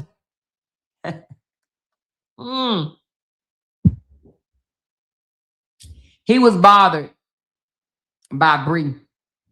She did it wrong. She did it absolutely wrong. Hiding the man's face. Just doing voiceovers and shit. Girl, please, I would have showed that nigga face, honey, and he would have been fine. Fine, fine, baby. But she didn't do that. You want to know why she didn't do it? Because she really didn't move on. She really didn't move on. She said she wasn't going to do that. She didn't want him to think that she moved on, shaking my damn head. Exactly. Let me tell you, she still left the door open for him. And she was using another woman to get back in or to bring him back in, or however you want to say it. These young women, and especially these older women, need to know their worth. Exactly. You got to know your worth. You have to know your worth. You got to love on yourself. I'm telling you, stop looking at Instagram and thinking that that's what beauty look like and stuff like that. Love you for who you are. You ain't got to look like the next Instagram model, right? Love you for who you are. For exactly who you are. And I'm telling you, men pick that up. Men know if you value yourself or not. They know that. They pick it up. They can sense it. Other people can too. Women can sense if you value yourself or not just by having conversations with you. We know if another woman value themselves or not. Men know it too. And you don't value yourself, that's not a turn on for that man. If you don't value yourself, why do you want him to value you? The moment I found out my worth, baby, you couldn't tell me shit. You couldn't tell me shit.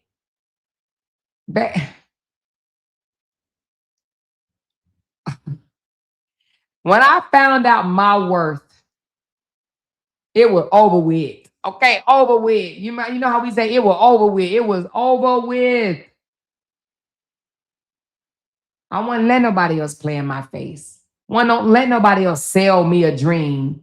Let nobody else tell me lies. Hell no. That's when your cutoff game is really strong, when you start valuing yourself and knowing your worth. That's when your cutoff game is really strong. That's when you don't care nothing about what you done poured into a man. Fuck it, honey. You wouldn't even care. You would be like, okay, well, I hope he enjoyed it because he won't get no more of it. You wouldn't be still reminiscing on what you did for him a year ago. Because whatever you did for him, you did from your heart. And you know he gonna miss it. And you ain't got to tell him he gonna miss it. You already know it. But you don't reminisce on it, talking about, oh, I did this for him, I did that for him. No, hell no. You say, I hope you enjoyed it. Bye, nigga. Hope it lasts forever. Make it last forever and ever and ever. But you don't even think about it because you know he gonna miss it, right? But you do have to know your worth. And it doesn't it doesn't say, oh, just because you turn 35, 38, 40 years old. It's not an age. It's a time in your life that light comes on. And you realize your worth. But I'm going to tell you something that can help you realize your worth, right? Because this is what happened to me. It was like a light bulb that came on for me. One day I was just thinking, like, why am I continuing to get myself in relationships like this or whatever, right? I was asking myself that. Then I started just running down what I had to offer, right? I just literally started running it down. I'm like, damn, I'm this, I'm that, I'm this, I'm that, I'm that, I'm this, I'm this, I'm that. Then I get into, like character, like how my character, right, is, right? Like, okay, I'm not a cheat. I'm an honest person. I'm a straight up person. I'm this, I start running all these things down and I'm just like, what the fuck? Why am I letting a nigga that ain't got this, this, or whatever affect me? Have me spinning all out of control. Have me running off the road, half sleep, driving 3 hours and shit like that or whatever for his ratchet, raunchy, cheating ass, right? Right? So I started asking myself things of that nature. And I realized I was better than I was treating myself, than I was giving myself credit for. And then once you say these words right here, I don't deserve that shit. I don't deserve to be treated like that. I don't deserve to be disrespected. I don't deserve to be put on red. Right? I don't deserve to be put on hold waiting for a nigga to call me back. I don't deserve to be played in my face. Once you start realizing what you have to offer, and it may not just be money, and I damn sure ain't talking about no coochie because every woman have a coochie. We get that out of that's what you got to offer because I'm telling you, every woman have a coochie. Don't ever, ever, ever, ever, ever, ever, ever think that your coochie is it. Don't ever think it's your coochie. Because every woman God created has a coochie. Every one of us. Ain't nothing special about yours over somebody else's, even if you think it is. Even if yours overflow with juices, I guarantee you he'll find somebody else's to overflow with juices as well. But literally ask yourself, what do you have to offer? And if you don't have anything, go get it. Because that's what I did. Because once you're able to offer something, whether it's your kind personality, your loving spirit, your gentle touches, your calm nature, your peaceful demeanor, whether it's that, right? Or the fact that, you do have, you're self-sufficient. You're not a user. You're not a beggar. You are adder. Not a sugar mama, but an adder. You add, not take away, right? Become an adder, an addition, right? But also become, along with the adder, not just financially, but for planning and things of that nature. Men love women that can add value to their lives. Help build. Not take care of, but help build. We as women were put here to be a man's helpmate, right? A lot of our ideas, they bounce off us. We see things that they may not have thought about. We give them advice. Sometimes they don't take it. Sometimes they do. But if you can add value to another man's life, by the way, in different avenues, then you have a worth. You are worthy. And like I said, if you're not there yet, go get it. Go find it. Tap into your worth. Tap into it. A lot of men say, I've heard men say, she's my peace. She's my peace. That's not bringing hell into a man's life. Always nitpicking, arguing, nagging over little shit. Being extra crispy jealous. Going into his, checking his phone and all this other shit, right? Being a man peace is calm. That's value. That's being an adder, right? But you got to know your worth. What do you bring to the table? And I'm not just talking about material things. Because a lot of women in these day and age, we do make our own bag and this, that, and the other. But another thing, making your bag, right? And throwing it up in his face. That's not being an adder. That's not being an adder, right? But you got to know your worth. And I learned mine, and it literally just a light turned on. And I'm like, why am I subjecting myself to this bullshit when I have this? I have this to offer, this to offer, this to offer, this to offer, this to offer. Start writing it down. Write down, what do you have to offer a man? What do you have to offer? What do you have to offer? And look at it and let it sink in, because I guarantee you write it down and you look at it, you're gonna be surprised yourself, and you're gonna say, God damn, I have this much to offer. And once you read it out loud, you're gonna say to yourself, I ain't gonna let a man play in my face no more. Look at everything that I have to offer.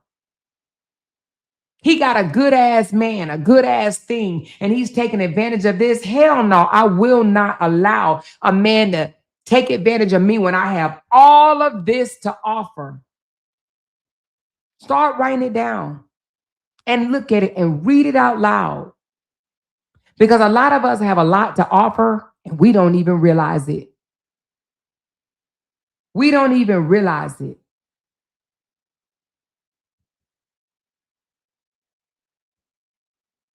But a lot of women don't realize they worth. Well, every woman don't realize they worth at the same time. You might be young when you realize it, or you might be older. But once you realize your worth, you're not going to allow a man to play in your face. Ain't no way you're going to be writing messages to another woman trying to get another man attention or to talk to you. You wouldn't do that, because that is a waste of time. You're fooling yourself. And a woman that value herself, she's not about to fool herself like that. She's not about to do that. She's not about to torment herself going through another female, trying to figure out if this man really want to be with you or not, especially when he got a woman upstairs. That shouldn't have been another thought. That should not have been another thought. There's no way. When she said, I pulled up and he has another woman in there, she should have been typing, girl, I done did a U-turn. Why? Because when I knocked on his door, he had another woman in there. And what happened? Girl, I left. I'm on my way back to the crib. What you leave for? What you mean what I leave for? At her age, is no way she should have been saying, when I pulled up, he had another woman in the house.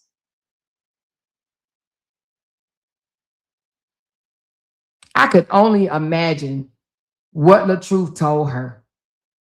Oh, I'm sorry. I got company. Who you have in there? A friend. Well, I mean, I'm going to sit out in the car and I'm going to wait until she leave. Like, what type of... I don't know how the conversation went. But let me tell you something else she did wrong. Y'all remember when she was in that restaurant that day? And one of the commenters asked her, how does she feel about him dancing and feeling, I think it was, touching on other women? Do y'all remember that day? She was at a restaurant that was listening. Well, I don't know if they was listening to, but it was a lot of like a noise in the background, right? Like restaurant noise. And I want to say she had on pink, but I don't know. But anyway, they were answering questions. And somebody said, how do you feel about him dancing and touching on other women? And she came out of her mouth and said that she was secure in her position and that she didn't mind. Matter of fact, not only did she say she didn't mind, she said, do you. She told that man to do him, do you. I know he's an entertainer. I know this comes with the job. I know that when he does these things, when he leave, he gonna call me on the phone and he gonna be on his way over to my house. So I'm gonna let him do him because that's his job. And I'm not an insecure woman. And I'm gonna stand beside him. So many words, right?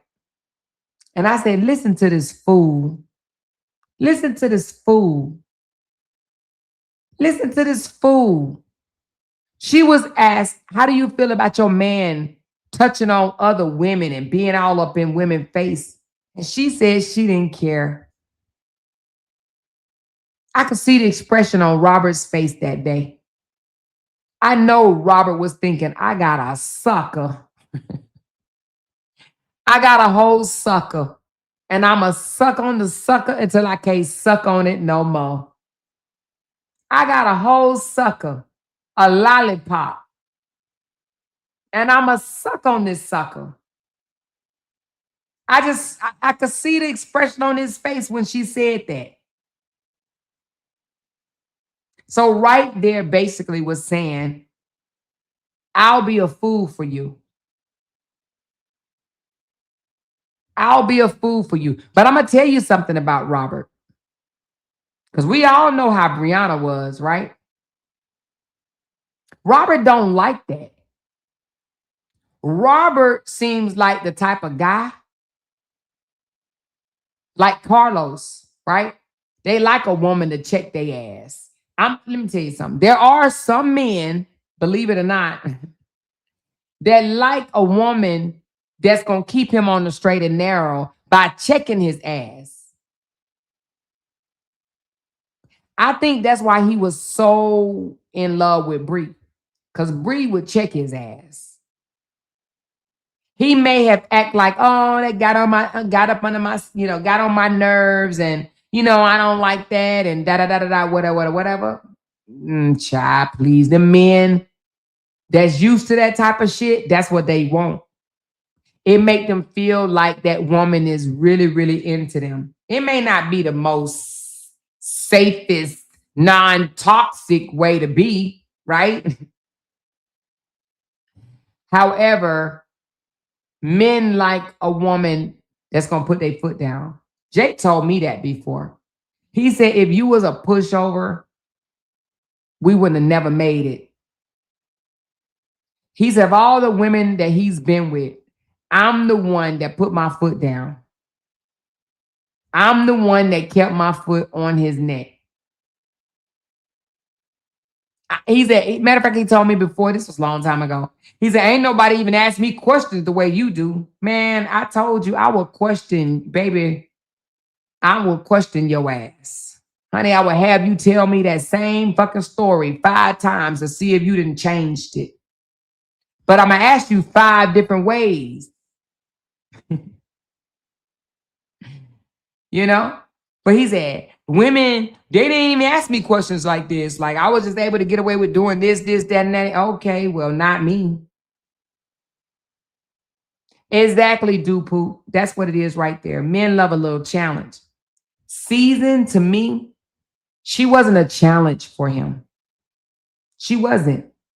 When she sat there and said it was okay for him to be all up in women's face, dancing on them and shit like that or whatever, because she knew he was coming home to her. That wasn't no challenge for him. Nothing about Miss Season screamed challenge. He's the type of man that he want a woman to give him the side eye or whatever and be like, I know you didn't. And you remember that day that he called Amira, what was it? I don't know if he called her a bitch or he called her a name. Do y'all remember that? And I know he was playing, but she said, you don't call me that. Do y'all remember that? She said, you don't call me that. She said, I don't care. You don't call me that. She said that shit on camera. You don't call me that. Let me know in the comments, do you remember that? He probably wasn't prepared for that pushback. Now, I don't know if his relationship with Amira is serious or not. But I know she lived with them. And I know that day he called her a bitch. I think that's what it was, a bitch or something like that. I know she checked his ass. And another day she checked him. You remember? You remember they kept coming into the comments and asking him about Miss Season. And she stopped and said, "Now I'm gonna need you to straighten that out. Oh, is it your girlfriend or not?" She called him on his shit right on live. "Now I'm gonna need you to straighten this out. Were you dating? Was she your girlfriend? I mean, what was she?" And I believe the reason why she checked him because Robert probably told her that he didn't date her. So she's like, "Okay, you told me you didn't date her. Why does she think that you dated her?" And that's why she said that. "Now I'm gonna need you to clear this up. Clear this up for your audience right quick." She checked him. Now, Miss Season, I think she let a lot of stuff brush over because she wanted him desperately. And a man that pick up that you want him desperately, he started thinking that, you know that song by R. Kelly, I can't live without him, I can't sleep without him, I can't do shit without him, right? Right?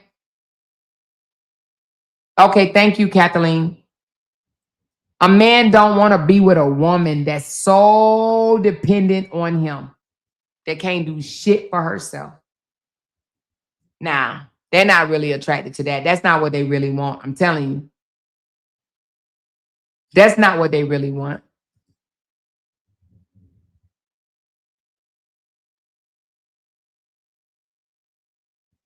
Damn.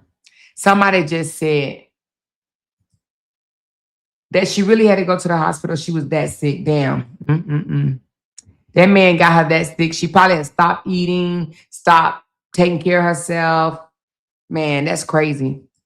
I've never loved a man so much that I was in so much pain and hurt that I had to go to the hospital. I've experienced hurt before, but not that type, not that kind, not that level of hurt where I had to go to the hospital. No, ma'am. No, ma'am. No, ma'am. Never, never, never. Never, never, never. Let me check my, you said you sent me something. I checked my email. I don't see anything. It hasn't came through yet. Maybe you spelled my name wrong because it hasn't come through yet. No, it hasn't come through yet. Make sure it's the Amore is spelled right. Talk about it with the more. Make sure it's spelled right, Kathleen. Talk about it with the more at gmail.com. She says stress will take you out in a heartbeat. Very fast too. Stress will take you out. Well, one day we're gonna have a conversation about stress. Stress will kill you. One day we're gonna dedicate a live to stress, about stress, because it's important. It's very important because stress will kill you. Ain't nobody in the world worth you dying over being stressed the hell out. Not even nobody, but no job, no man, no child, no friendship, no church, no nothing should have you so stressed out. So we're going to talk about stress one day. Not today, but we're going to have a whole live and we're going to dedicate it to stress because it's different things that you can do to relieve stress. And it's things that you could do to prevent yourself from being stressed out. But stress will take you the hell out of here. It will. So we're gonna talk about that one day, seriously, because ain't no way I'm stressing myself out especially over no damn man. It's just not gonna happen. It's absolutely not gonna happen. She did not have a whole lot of ties to Robert. Yeah, okay, she may have gave him some money. Somebody said she gave him money. Somebody said she was supposed to sell her house or whatever the case may be. But if that's the case, you can't blame nobody but herself on that one. And the reason being, from what Robert says, she didn't even have a title. So if you're going to cash in money for your house or whatever the case may be to help him out, you did that because of your own stupidity. This man ain't even gave you a title. And you trying to take out money on your house for him. So if that happened, she has to blame herself. And there's nothing wrong if we do make mistakes like that for us to just sit in the mirror and blame ourselves and call ourselves out. There's nothing wrong with that. Don't think that you're too good to check your own self. Go look at yourself in the mirror and check yourself. You don't always have to be drugged through the internet. You don't always have to be checked by somebody else. Go drag your damn self. I know I have. Raise your hand if you've ever drugged yourself before, because baby, I have.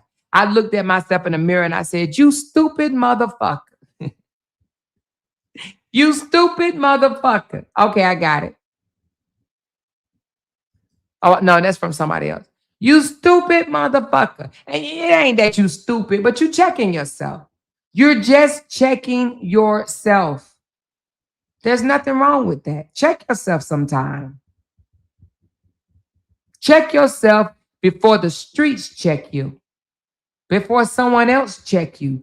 Police up yourself. There's nothing wrong with that. You know? There's absolutely nothing wrong with that. We're not perfect beings. We're not. But there's nothing wrong with you looking at yourself and realizing that you was a dummy, that you was a fool, that you saw the signs and you ignored that shit. Hell, I just had to do that the other day. You see the signs and you be in there lying to your motherfucking self, fooling yourself. Saying is one thing when you know good and god dang on well is something different. Right? There's nothing wrong with us checking ourselves. Actually, I think that we should have a come to Jesus meeting with ourselves more often than not. More often than not, have a come to Jesus meeting with yourselves. Let's start something, y'all. Let's start having a come to Jesus meeting with ourselves. And that is just you being honest with yourself. Right? Just being honest with yourself. Can you do it? Can you really be honest with yourself? Instead of fooling ourselves. And I'm gonna tell you something, then I'm gonna end this live shortly afterwards. Oh, wait a minute, hold on. I'm gonna tell you this and then I'm gonna show you this, and then I'm gonna end the live. Let me tell you something. Let me tell you how I was fooling myself. I'm gonna be honest with you. You know, I love being transparent with y'all. I started this podcast and me sitting on my ass eating not Starburst, but what do you call these things? Gummy bears and my hot tamales. My husband was having me bagels in the morning and coffee with my coffee and donuts with my coffee. And sometimes the donuts would have extra cream oozing out them motherfuckers or whatever. And I was eating them, slamming them back, right? I got it right. I got the email. Thank you. I got both of y'all email. Thank you. So let me tell you something. I saw the scale going up. And I said to myself, well, Amora, you are getting older. Your metabolism is slowing down. You're supposed to be gaining weight. A few extra pounds, it ain't gonna hurt. You're just getting older. You held it together long enough. You all right. Your husband is not complaining. That's what I was telling myself, right? Until I went to the doctor and I got on the scale and the doctor said, before I got on the scale, not the doctor, it was like one of the check-in nurses, right? She said, how much do you weigh? I said about 194. She said, okay, hop up on the scale. I hopped up on that bitch and that motherfucker said 213 pounds. I said, wait, what? Hold on, wait a minute. I said, let me do it again. Let me do it again. Let me do it again. Right? So I got off and I got back on the scale and it said the same thing, 213. Okay? I ain't had nothing in my hand. I had already put my purse down and everything, right? My phone, everything. And the scale still said 213. I wanted to convince myself I gotta have some damn lead or something in these clothing because ain't no way I'm 213 pounds. But I had to check myself because it's not like I wasn't eating like a pig. DoorDash and all type of fried chicken and fried fish and French fries and fully loaded baked potatoes and shit like that, right? It wasn't like I wasn't contributing to my weight gain, but I fooled myself into believing I'm getting older. It's okay. So I had to check myself. When my knee almost gave out on my ass because it kept swelling up and it was hurting like a motherfucker. And I went into the doctor to get checked on. And my doctor looked me in my face and said, we got to get some of this weight off that knee. We got to get some of this weight off that knee. Your frame is not supposed to be holding all of this weight. And I was like, damn. That's me checking myself. I was doing the most and pretending that it was okay. Eating like crazy, baking cakes and shit. Eating 2-3 slices of cake a day. Eating a whole bag of gummy bears like it ain't full of sugar. I had to check myself. But I was doing that and coming out here and calling people big backs, whales, refrigerators, pigs, double pigs, triple pigs. I had to check myself. So when I asked the doctor, can you help me get some of this weight off? She said, I sure can. I remember when she first mentioned the shot, I was instantly embarrassed. But I was like, okay, I'll take it. Because at first I was thinking, I ain't taking no damn shot. I didn't drug a motherfucker for shooting herself in the stomach, right? But when she introduced me to the shot and told me what it was going to do for me, I said, okay, I'm going to take it. I had to check myself. I did. Now I'm down to 169 pounds. I will never be 213 again. Never. Never. Because what I'm not going to do is eat donuts, bagels, and a whole bag of goddamn gummy bears and shit like that. I'm not going to do that to myself anymore. I'm not going to do it because, one, I don't want to be in pain. I don't want my ankles to hurt. I don't want my feet to hurt. I don't want my thighs to rub. I don't want my knees to swell up and hurt. My knees have not swelled up since I've lost this goddamn on weight. I have not experienced those things no more. So I know it was my weight. We may not think so, but all these extra pounds, that's putting stress on our bodies. Seriously. Okay? She said, do this in the members only. Girl, you know I don't care. They could say whatever the fuck they want to say. I promise you I wouldn't give two damns. I am who I am. They can say whatever they want to say. I don't give a damn. They can't touch me with a 50-foot pole. I don't care nothing about that. I promise you I don't. I am a very transparent person. None of that bullshit bothers me. They can say whatever they want. I promise you I don't give no damns. Let them say it. Let them scream it to the mountain. So like I said, I'm 169. My knees don't hurt no more. My thighs don't rub together no more. Rolls ain't on my back. I had rolls on my back. It was getting sweat up underneath it. I was like, God damn, I feel wet. That's the sweat that was underneath the roll that was in my back. So like I said, I would never allow myself to get like that. Sometimes you got to check yourself. We be feeling uncomfortable and we know why and we keep contributing to it, but we don't do anything about it. We don't do anything about it, right? So I did something about it. I'm glad I did something about it. And I will never allow myself to get back there again. 213, I will never be that. I am 5'4". I should not be wearing no extra large. I just should not. I'm a shorty. I am a shorty. So anyway, with that being said, I had to check myself. I had to look at myself in the mirror. Because a lot of time we like, well, if our husbands ain't complaining, if they ain't complaining, then why should we complain? Right? But I ain't doing that no more. She said, I'm 183 now. I want to be 165. You can get there, baby. You can get there. But I'm not going to allow myself to get there. She said, Amora, are we still having the live? Just asking. Yes, I'm about to end this one right now and have a members only live. Yes. But I would never allow myself to get there again. Right?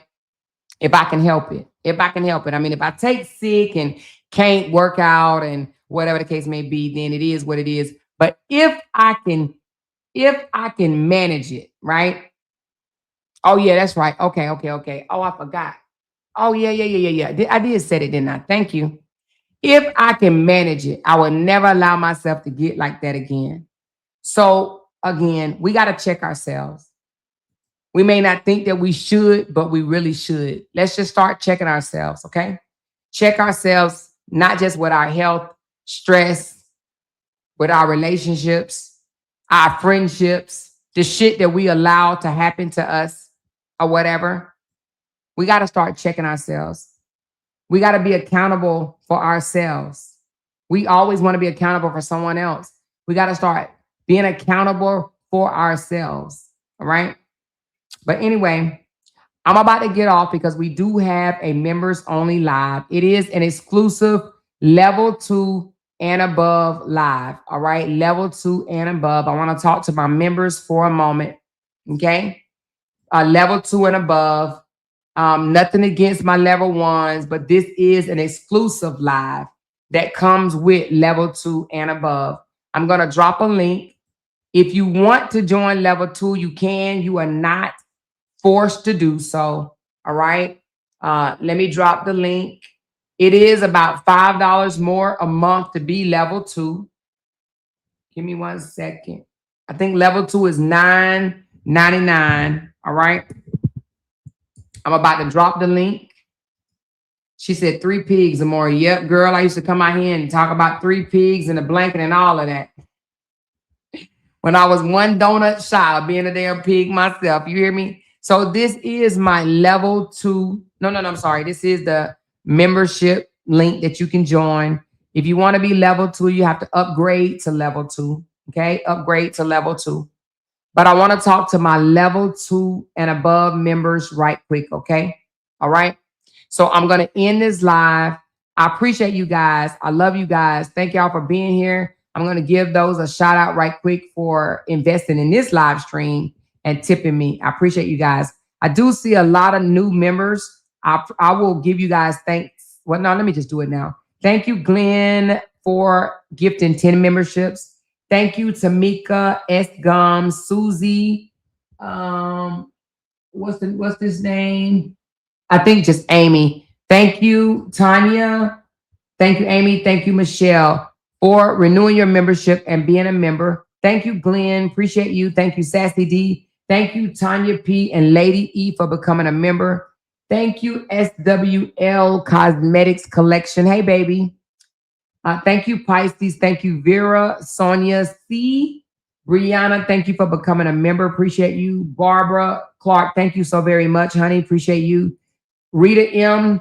200K got him mad. I love it. 200K. She changed that name. I love it, love it, love it.